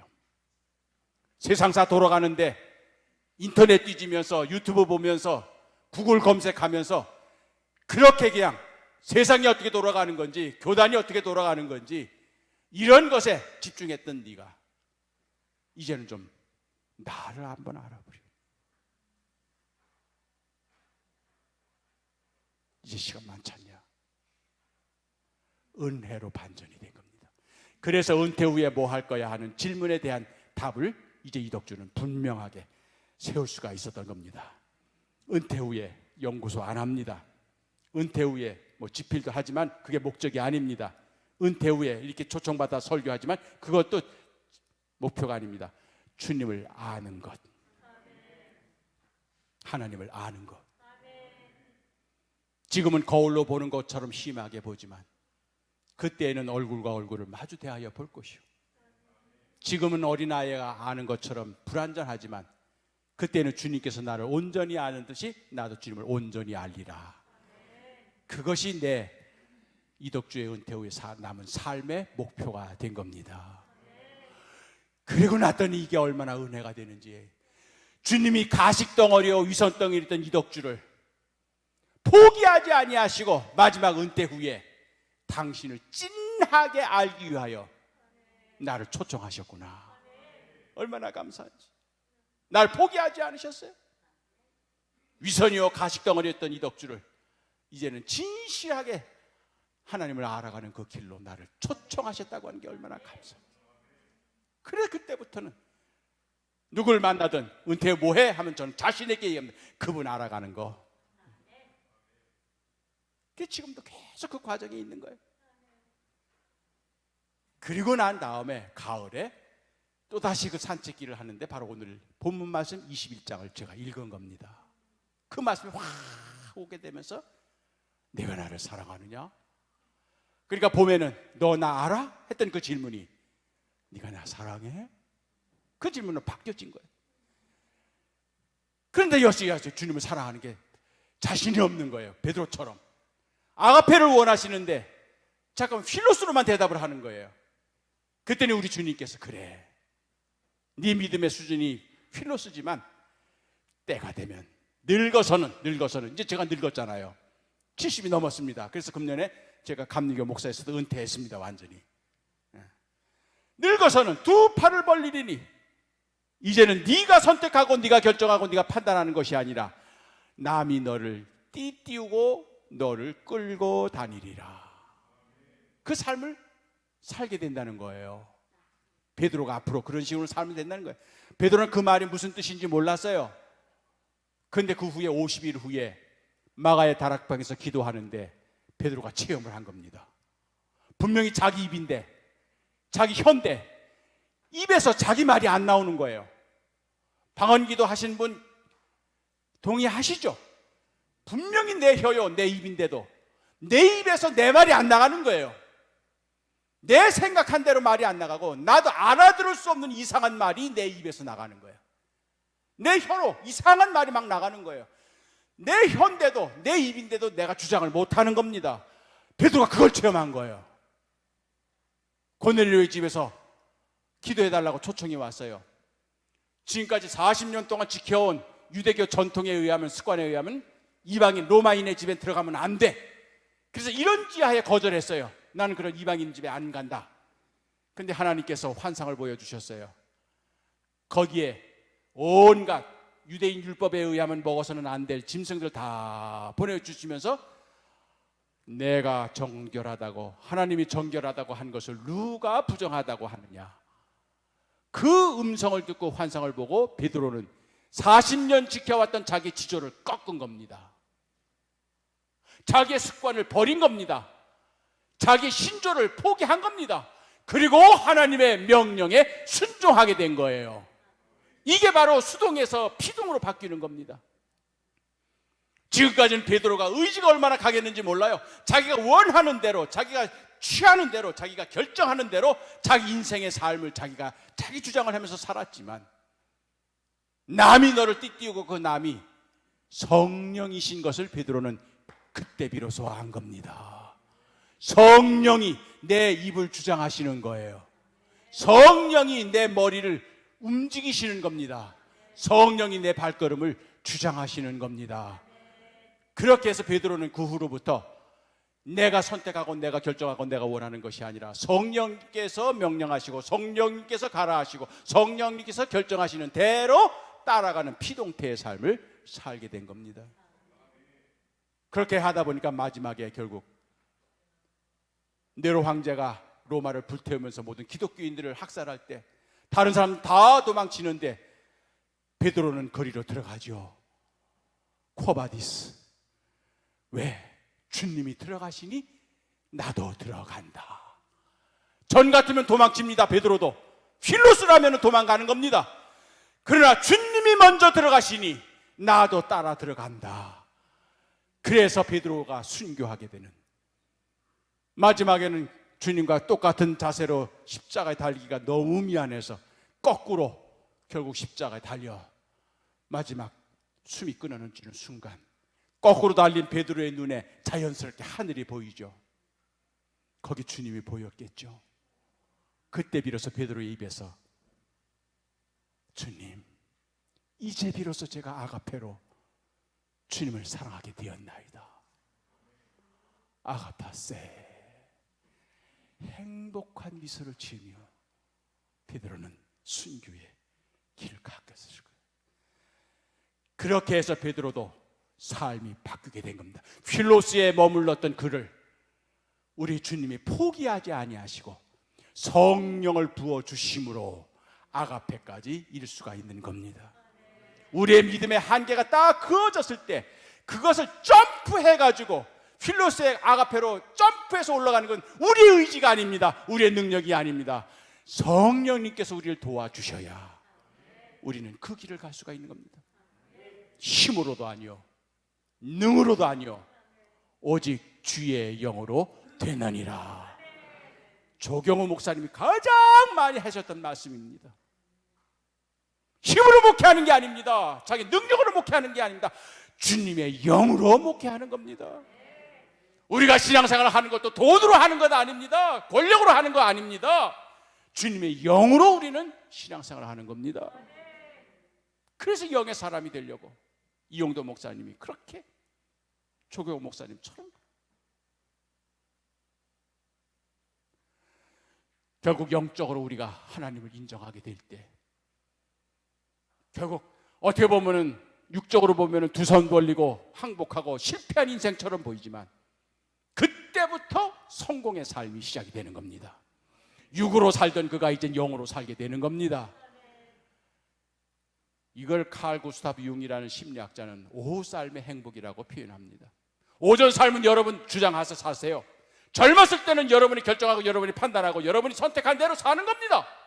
그러나 오후가 되어서는 이제 해가 질 때부터는 이제 내가 주장하고 내가 선택하고 내가 결정하는 것이 아니라 저분의 결정과 저분의 선택과 저분의 인도하심에 따라 살아가는 것이, 그것이 바로 오후 삶의 행복이라는 겁니다. 왜? 고민할 필요가 없어요. 저분이 고민하실 일이지. 걱정할 필요가 없어요. 저분이 걱정하실 일이지. 그저 저분이 시키는 대로. 그래서 제가 이 요한복음 21장 바로 베드로에게 주신 두 팔을 벌리리니 너를 끌려다니면서 살리라 한 그 말씀을 읽은 다음부터는 제가 선택한 적은 없습니다. 제가 결정하지는 않습니다. 그저 부르면은 오는 겁니다. 부르면은 가는 겁니다. 그래서 애기 전도사가 오라 해서 내가 온 거야.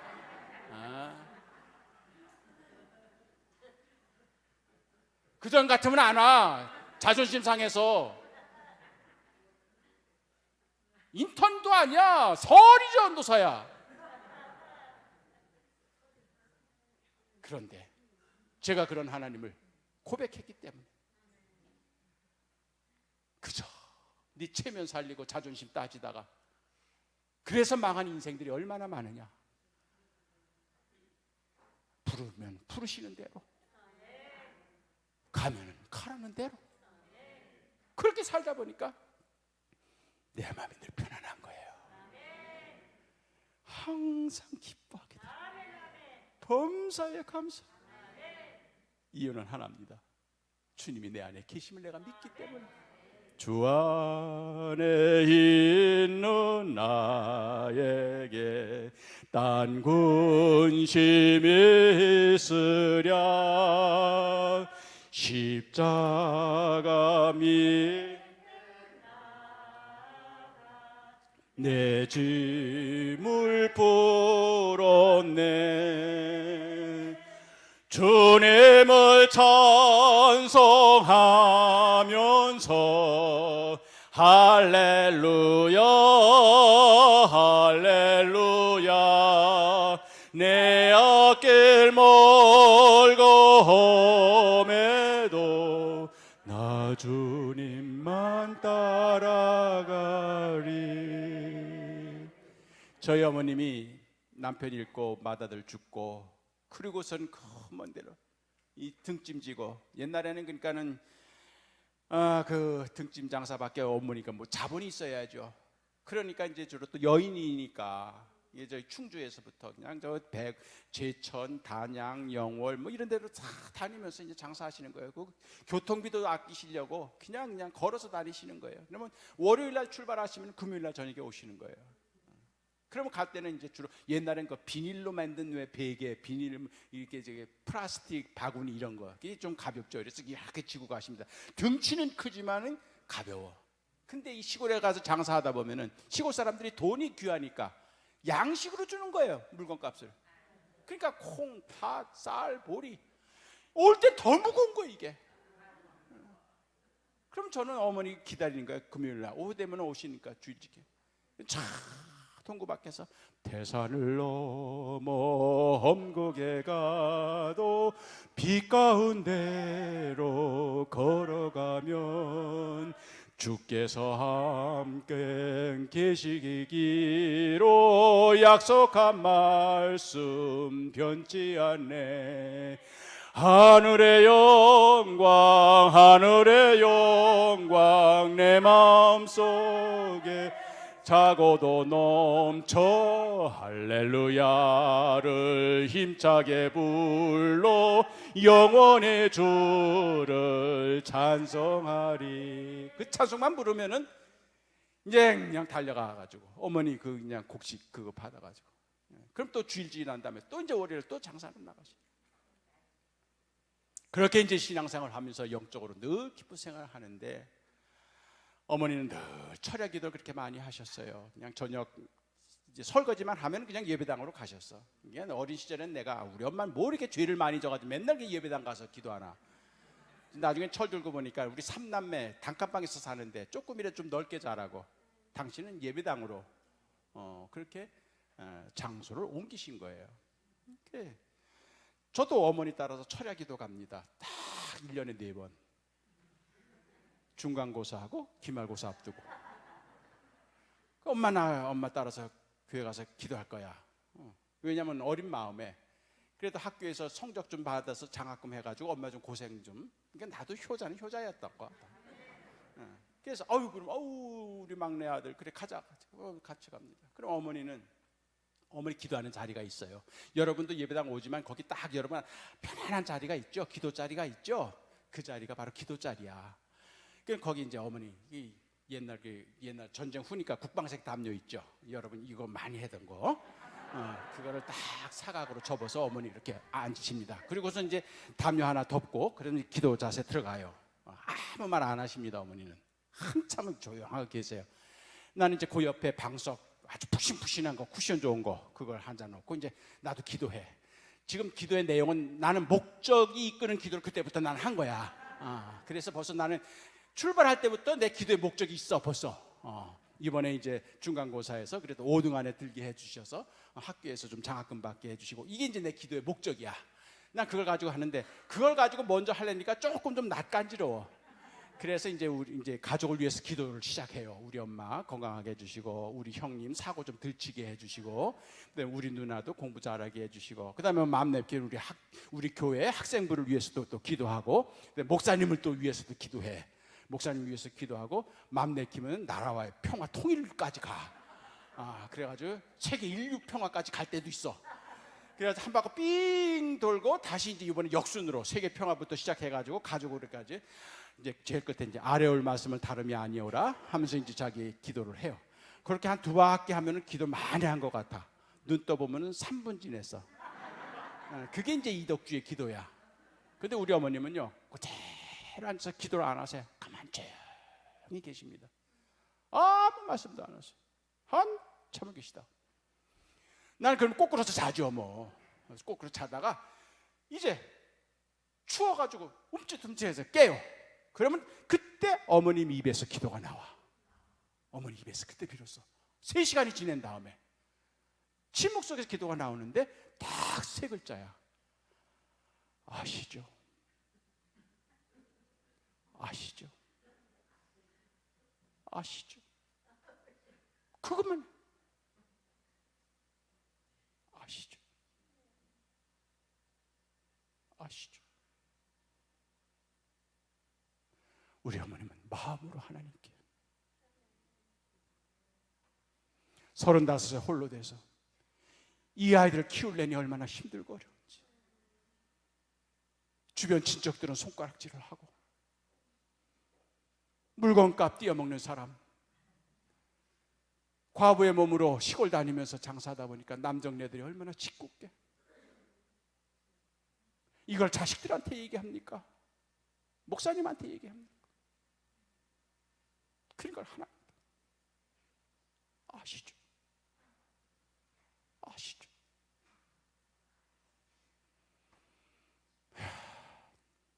나는 뭐 이렇게 비밀이 있어가지고 아들한테도 소리 안 내고 저렇게 하나.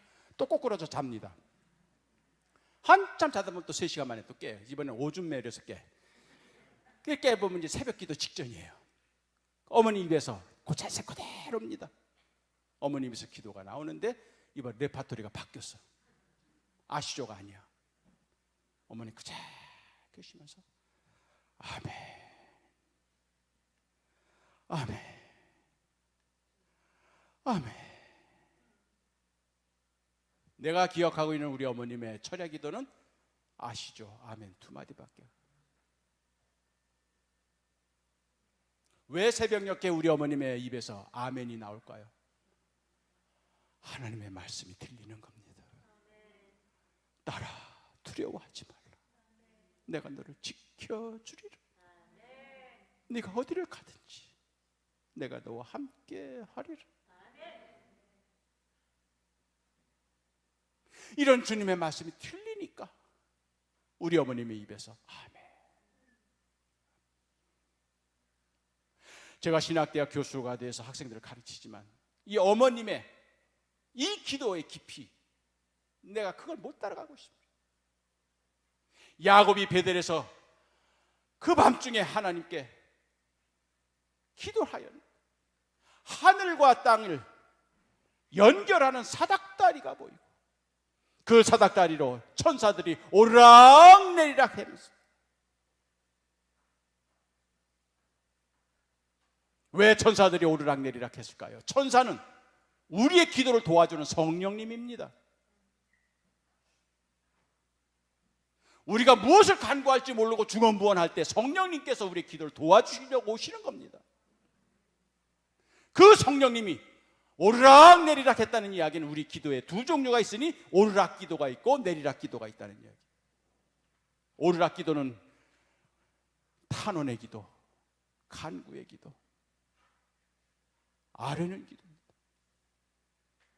내리락 기도는 주님의 말씀, 주님의 음성을 듣는 기도입니다. 오르락 기도는 그래서 입으로 하는 거지만 내리락 기도는 귀로 하는 겁니다.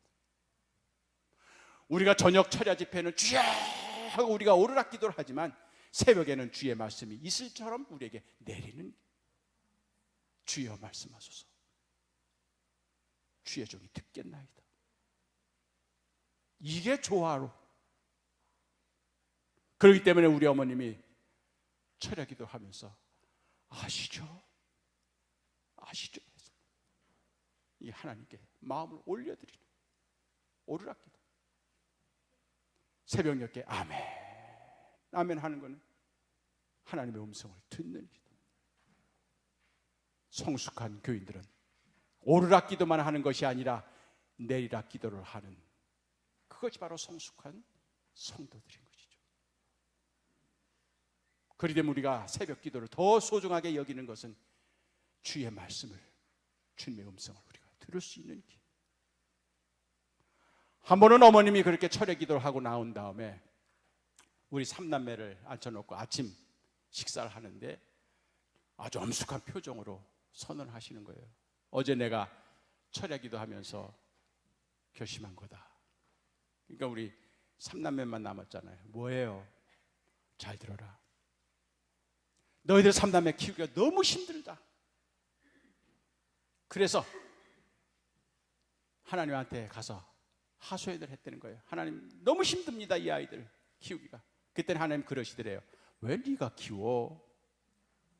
그럼 어떻게 해요? 나한테 맡겨. 그래서 우리 3남매를 하나님께 바치기로 했다는 거예요. 우리랑 상의도 안 하고 일방적으로. 그러면서 하시는 말씀, 너희들은 내 자식이 아니야. 하나님의 자식이야. 그래서 이제부터는 하나님이 너희를 키워주시고 먹여주시고 가르쳐주실 거야. 나는 그게 뭐 별로 중요치 않게 생각해서. 그런데 어머님이 그 말씀을 하신 다음부터는 그대로, 지금 제가 신학교 들어갈 때까지 들은 말이 너희들은 내 자식이 아니여라는 그런 말씀이었어요. 하나님의 자식이지. 너희들이 잘못하더라도 내가 너희들을 때릴 수가 없어. 하나님이 너희들을 치실 거야. 이러시면서 매도 안 드셨어요. 철저하게. 그러면 그 다음부터 우리 경제 사정이 편해졌느냐? 그래가지고 우리가 이제 쌀 걱정, 돈 걱정 안 하느냐? 아닙니다. 계속 가난했어요. 계속 쌀 떨어집니다. 그런데 어머님이 그걸 해결하는 방식이 달라졌어요. 그전 같으면 쌀집에 가서 외상으로 가져오거나 이웃집에서 돈 빌려다가 쌀을 사오셨어요. 근데 우리 삼남매를 하나님께 바친 다음에는 쌀 떨어지죠? 쌀집에 안 가요. 이웃집에 돈 꾸러 안 가요. 예배당 가십니다. 그리고 예배당에 쭈그리고 앉아가지고 하나님, 당신의 자식 삼남매가 굶어 죽게 됐어요. 어떻게 하실 거예요? 이러고 돌아와요. 그게 다예요. 그럼 누가 갖다 놓는지 모르면 쌀 한 봉지가 새벽기도 끝나고 돌아오는 어머님 퇴마루에 놓여 있는 거예요. 목사님이 가끔 가다가 노란 봉투로 누가 보내주는지 모르는 그러한 돈 봉투를 우리 어머님한테 주는 거예요. 우리 삼남매는 만나로 자란 겁니다. 출처를 몰라요. 저도 몇 번 경험합니다. 학교 등록금을 2번 못 내면 옛날에 빨간 고지서가 날라와요. 이제 제적이에요. 학교에서 잘려요. 어머님 갖다 줘요. 어머니, 담임선생님이 갖다 주래. 그러면 그걸 받았으면은 학교에 가서 담임선생님한테 좀 연기해달라, 좀 어떻게 잘 봐달라 이럴 줄 알았는데 어머니 그러지 않아요. 그거 나한테 내 손에 들고 나랑 같이 예배당 가요. 그리고 나 옆에 앉혀요. 그리고 앉아서 하나님, 당신이 사랑하는 아들 덕주가 학교 등록금을 못 내서 잘리게 됐어요. 어떻게 하실 거예요? 이러고 돌아와요. 과부 배짱 무서워. 얼마나 담대한지 몰라요. 자관 제가 이덕주가 등록금 때문에 학교에서 잘린 적 없습니다. 대학원 마치고 신학대학 교수가 될 때까지 어머님 그런 식으로 해결해 나가는 거예요. 사람들한테 가서 손 벌리지 않고 사람들한테 구걸하지 않고 하나님하고 단판을 짓는 거예요. 하나님 어떻게 하실 거예요? 제가 중학교 1학년 때 범서봉을 가는데 저는 꿈이 있었어요. 넓은 세상 보는 게 제 꿈이었어요. 충주 그걸 좀 벗어나고 싶어가지고. 근데 너무 가난해 우리 집안이. 그래가지고 이 가난한 내가 충주 바깥에 가서 이 초등학교만 졸업해도 될까 말까 하는 그런 거야. 그게 뭘 할까 막막한 거예요. 그랬더니 그러니까 우리 집이 버스 터미널 앞에 있었어요. 아주 그 가난한 사람들이 많이 사는데. 그래서 학교 갔다 오면은요, 시외버스 터미널 그 버스가 들락날락하는 게 그게 이렇게 부러운 거야. 버스 기사가 단양 갔다 오는 버스, 제천 갔다 오는 버스, 청주 갔다 오는 버스, 서울 버스는 때깔이 달라. 딱 하루 2번 있었는데, 와, 서울 버스 기사는 복장도 달라. 야, 멋있다. 나 저거 하면은 이제 충주 벗어날 수 있다. 근데 조금 있다 보니까 이 버스 기사들이 무서워하는 사람이 딱 한 사람 있어. 빨간 모자를 쓰고 차트를 들고 호루라기를 들고 그 다음에 장갑을 끼고 후룩후룩 할 때마다 버스가 다 움직여. 그 사람이 뭐냐? 버스 기사면 고거만 왔다 갔다 하지만 그 버스 기사들이 두려워하는 그 직업을 가지면 자기가 오늘은 대전, 오늘은 대천, 오늘은 단양 마음대로 지가 다닐 수 있구나. 그걸 알아봤더니 배차 주임이야. 그래서 초등학교 4학년 때 생활기록부에 이덕주 장래소망 배차 주임. 이게 이덕주의 꿈이었던 거예요. 좀 넓은 세상 보고 싶어서. 중학교 1학년 때 범서봉을 가는데 기차 타고 30리 바깥으로 가는 거 얼마나 흥분됩니까? 난 충주 벗어나면 난 무조건 좋은 거야. 그래 갔는데 그날 저녁부터 다리가 아픈 거예요. 통증이 와. 그래도 엄마한테 조용해. 왜냐면 소풍 못 가게 할까 봐. 그래서 도시락 엄마가 싸주는 거 가지고 기차 역전으로 갔어요. 담임 선생이 내 얼굴을 보니까 빨갛게 해가지고 그냥 멀리 만져보니까는 펄펄펄 끓는 거예요. 야, 너는 소풍 먹으러 간다. 당장 집에 가서 병원 가라. 그래서 퇴짜를 맞았어요. 그래서 다리 칠질 끌고 집에 와서 쓰러졌어요. 어머니가 외출했다 들어오시니 깜짝 놀란 거예요. 야, 너 소풍 가려면 왜 여기? 엄마 다리가 아파. 나를 들쳐보여. 어디로 갈게요? 병원? 안 가. 또 예배당 또 가. 또 따지려고. 그래가지고 예배당을 가는 거예요. 근데 마침 신방 가려고 목사님이 나가시다가 윤 권사님 웬일이에요? 독주가 아프대요. 아파요? 머리를 만져보니까 뭐 펄펄펄 끓거든. 아프면 병원에 가야죠. 왜 예배당에 와요? 배운 목사는 달라. 그래서 그 목사님 날 들쫓고 충주에서 제일 큰 외과병원으로 날 데리고 간 거예요. 충주 제일교회 교인이었어요. 의사 선생님이. 얘 좀 봐주세요. 얘가 다리가 아프다네요. 다리를 쫙 이만한 주사기로 넓적다리 꽉. 그랬더니 피고름이 천정까지 쫙 밤새도록 농축돼요. 그러더니 의사 선생님 조금 이따 조사하더니 서울 큰 병원으로 당장 데려가십시오. 어저께까지만 멀쩡했던, 그런데 갑자기 날 서울 큰 병원으로 데려가라는 거예요. 왜요? 이거 못 고치세요? 이게요, 진짜 완치가 어려운 악성 골수염이라는 병인데, 뼈 속에 있는 그 신경 조직망의 바이러스가 그게 그냥 계속 증식을 해가지고 결국 매년 그걸 긁어내는 재수술을 하다가 결국 다리를 자르고 나중에는 그걸 몸에 전체 퍼지면 생명을 잃을 수도 있는 악성병이라 서울 큰 병원으로 데려가십시오. 나는 아프면서도 서울 큰 병원 하니까 심하게 부풀어 오르는 거야. 야, 이렇게 해서 서울 구경하는구나. 그래가지고 나는 이제 이래서 이제 서울 가서 치료받으면 낫겠지. 근데 우리 어머님이 고집을 꺾지 않은 거야. 왜요? 선생님도 이거 배우셨잖아요. 수술하는 법도 아시잖아요. 알죠. 근데 왜 못 고치시는 거예요? 제가 이 병에 대해서는 자신이 없습니다. 왜요? 내 아들이 중학교 4년 선배예요, 저보다. 똑같은 병을 앓고 있는데 5년째 매년 재수술을 했다는 거예요. 그리고 작년 가을에 내 아들 다리를 잘랐다는 거예요. 그러니까 의사 선생님은 트라우마가 있는 거예요. 다른 병은 몰라도 이 병은 내가 자신이 없다. 그러지 않겠어요? 자기 아들인데, 맏아들인데 최고로 정성을 다해서 치료했을 거 아닙니까? 그런데도 못 고쳤으니 이웃교회 가난한 과부의 아들을 어떻게 고치겠어요? 결국 의사 선생님이 서울대학에 이 병 잘 고치는 의사 선생님 내가 아니 소개장 써줄 테니까 데리고 올라가십시오. 나는 그 정도 됐으면 어머님이 나를 데리고 서울로 올라올 줄 알았어요. 근데 어머님 뭐라 그런 줄 아세요? 선생님, 얘는요 하나님께 바치내거든요. 거기서 왜 나와? 그래서요 이 병이요 죽을 병이면은요 서울 아니라 미국 가서 수술해도 얘는 죽어요. 그러나 살 병이면 선생님이 여기서 수술해도 얘는 살아요. 아멘 소리가 나와요. 중학교 1학년인 내 귀에 내가 지금 그걸 듣는 거야. 분명히 서울로 올라가면은 나을 수 있는 길이 있는데 어머니는 여기서 그냥 수술해 달라는 거야. 죽을 병이면은 서울가 아니라 미국 가서 수술해도 얘는 죽어요 하는 말이 내 귀는 어떻게 들리는 줄 아세요? 쟤는 죽어도 좋아요야. 어머니에 대한 정이 쫙 끊어져 버렸습니다. 저 친엄마 맞아?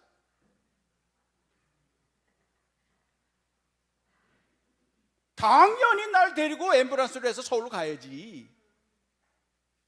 근데 쟤는 마치 죽어도 좋아요. 하나님께 맡겼으니까. 과부의 고집을 누가 꺾어요? 결국 수술이 잘못되더라도 이의를 제기하지 않겠다는 서약서에 도장 꽉 찍고 그리고 날 데리고 의사 선생님이 수술실 들어가는 거야. 침대에 누워서. 어머니는 쭈그리고 앉아서 기도만 하고 계시고 의사 선생님 날 데리고 수술실로 들어가시면서 내가 내 아들은 못 고쳤지만 너는 최선을 다해서 한번 고쳐보마. 그래도 될까 말까 한데 아이고 나는 이거 못 고치는데 아이고 내 아들 다리도 잘랐는데 이러면서 날 데리고 수술실로 들어가는 거예요. 수술실에 들어가서 이제 마취 주사를 맞습니다. 전신 마취. 그래서 숫자를 거꾸로 세게 해요. 19, 8, 7, 6 이런 식으로. 그러면서 정신을 잃어버리거든요. 그 순간 내 미래가 쫙 보이는데 배차 주임은커녕 잘하면 목발 짚고 구걸하는 그런 모습. 암담한 겁니다. 내 미래가 답답한 겁니다. 어머니는 나를 포기했어요. 쟤는 죽어도 좋아요야. 의사 선생님은 아예 실패를 전제로 수술하겠다는 거예요. 실패해도 내 책임 아니란 거예요. 자기 아들 5번이나 했는데도 실패했으니 오죽하면. 그러니 나는 결국 내 인생이 어떻게 전개될지 안다. 마지막 정신을 잃기 직전에 나도 모르게 기도가 나왔어요. 하나님, 나 다리만 자르지 않게 해주시면 하나님 종할게요. 다리만 자르지 않게 해주시면 하나님 종할게요. 어린 마음에, 중학교 1학년 그 어린 마음에 그렇게 하면은 좀 살 것 같은 생각이. 그래서 하나님하고 좀 이 딜을 한 거죠. 그리고 정신을 잃어버렸어요. 어떻게 됐을까요? 하나님께서는 실력 있는 의사, 자기 사랑하는 마다들 5년 동안 매년 수술하면서 치료하면서 터득한 노하우로 가난한 과부의 막내 아들을 한 번 수술로 끝내버리신 겁니다. 군대까지 갔다 왔어요. 그래서 배차 주임이 꿈이었던 이덕주가 하나님의 종이 된 겁니다.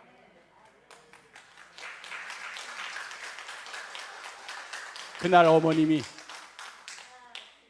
아이고, 얘 살려주세요 선생님, 얘 죽으면 안 돼요, 얘 어떻게든지 얘는 고쳐주셔야 돼요, 질질질질 짜면서 의사 선생님 바지 가랭이를 잡아 흔들고 하는 그런 모습을 보였더라면, 아니면 의사 선생님 단 한마디라도 내가 너 고쳐주마, 이런 멘트 한마디라도 했더라면 내 입에서 그런 기도가 나오겠습니까? 그렇기 때문에 나 이덕주의 병은 어머님이 나를 서울로 데려와서 고쳐준 것도 아니요, 의사 선생님이 고쳐준 것도 아니요, 누가? 하나님이 고쳐주셨다. 이게 바로 이덕주가 중학교 1학년 때에 그 어린 나이에 어머님이 내 초등학교 때 하나님께 바쳤지만 그건 어머님의 일방적인 선언이었지만 이제 내가 하나님 앞에 나를 바치겠다고는 이 자원하는 서원 기도를 이덕주 입에서 나오게 하시는, 그것이 바로 하나님의 계획이었던 겁니다. 나중에 철들고 난 다음에 어머님이 그날 나를 포기해 주신 것이 얼마나 감사한지. 수술 후에 6개월 동안 내가 엄마랑 대화를 안 했어요. 하도 마음이 상해서. 쟤는 죽어도 좋아요 였으니까. 근데 철두고 난 다음에 어머님이 그날 쟤는 죽어도 좋아요 하나님께 바쳤으니까 포기해 주신 것이, 이게 얼마나 나 이덕주에게는 큰 은총의 출발이었는지. 그분이 포기하셨기에 하나님이 나를 테이크업 하신 겁니다. 이것이 바로 우리 어머님의 모리아 사건입니다. 내 아들 이삭을 나에게 바쳐라. 아브라함은 진짜 바쳤습니다. 칼로 쳐 죽였습니다. 그랬을 때 그 절명의 순간 이삭이 하나님을 믿은 거죠. 아버지 안 믿었습니다. 자기 생부가 자기를 죽이려고 하는데 자기 믿을 사람이 누가 있겠어요? 하나님밖에 더 있습니까? 그 어린 이삭이 하나님 나 살려주세요 외쳤을 겁니다. 그래서 하나님이 아브라함아 아브라함아 그 아들에게 손대지 말라 손대지 말라. 내 믿음이 얼마나 큰지 내가 이제 알았다. 내 독자 아끼지 않고 나에게 바쳤듯이 내 믿음이 그렇게 큰 것을 내가 이제 알리라. 그 아들에게 손대지 말라. 내가 너를 복 주었듯이 그 이삭에게도 복을 주리라. 그래서 이삭은 심을 때마다 100배의 축복을 받고 팔 때마다 샘이 터지는 축복을 받았던 겁니다. 그 이삭이 결국 브엘세바에서 마지막 아버지가 팠던 눈물을 보고 난 다음에 들린 음성, 내가 너의 아버지의 믿음을 보아서 너를 지켜주리라. 네 아버지 아브라함의 믿음을 보아서 내가 너를 복 주리라. 여러분들이 여러분의 자녀를 위해서 진정한 복을 주시기를 원하십니까? 통장 주지 마시기 바랍니다. 그거는 자식들 타락하게 만드는 길입니다. 물질과 돈은 자식들로 하여금 타락하게 만드는 지름길입니다. 여러분들이 자식에게 진정으로 물려줄 제교의 유산은 믿음의 유산인 것입니다. 제가 일신교회를 좋아하는 이유는 여기 3대, 4대, 5대 믿음의 조상들로 받았던 믿음의 유산을 계승한 성도들이 여기 있기 때문에, 물질을 물려주는 조상들이 아니라 믿음을 물려주는 조상들이 있기 때문에, 우리가 이 세상 떠난 다음 언젠가는 우리 아이들이 때로는 방탕할 수도 있어요. 때로는 곁길로 갈 수도 있어요. 때로는 실패할 수도 있어요. 때로는 죽음의 골짜기에 갈 수도 있어요. 그런데 우리가 죽은 다음 우리 아이들이, 손자 손녀들이, 우리 자식들이 위기에 처했을 때 하나님이 찾아가서 만나 주실 겁니다. 너의 아버지의 믿음을 봐서, 너의 할머니의 믿음을 봐서 내가 너를 지켜주리라. 내가 너를 복주리라. 네가 어디로 가든지 내가 너와 동행하리라. 그것이 자녀들이 받을 수 있는 최고의 축복인 것입니다. 그렇기 때문에 자녀들이 주는 축복은 내가 하나님께 인정받는 믿음으로 사는 것밖에 없습니다. 하나님이 인정해 주셔야 그 자식들을 하나님이 책임져 주시는 겁니다. 그래서 이삭이 브엘세바의 우물에서 아버지 하나님을 만났고, 야곱은 베델에서 나는 내 할아버지 아브라함의 하나님, 내 아버지 이삭의 하나님, 내가 너를 지켜주리라. 내가 너와 함께 하리라. 그렇게 해서 믿음의 가문이 세워지게 되는 것입니다. 우리 남은 생 얼마가 됐는지 알 수 없지만 늦은 비의 축복을 받는 대로 받아서 하나님 앞에 인정받는 믿음으로 세워지기를 바랍니다. 목사한테 인정받으려고 하지 마시기 바랍니다. 남편이나 아내한테 인정받으려고 하지 마시기 바랍니다. 하나님께 인정받는 믿음으로 우리가 살다 보면 우리의 자녀들은 하나님께서 책임져 주실 것입니다. 그만합시다.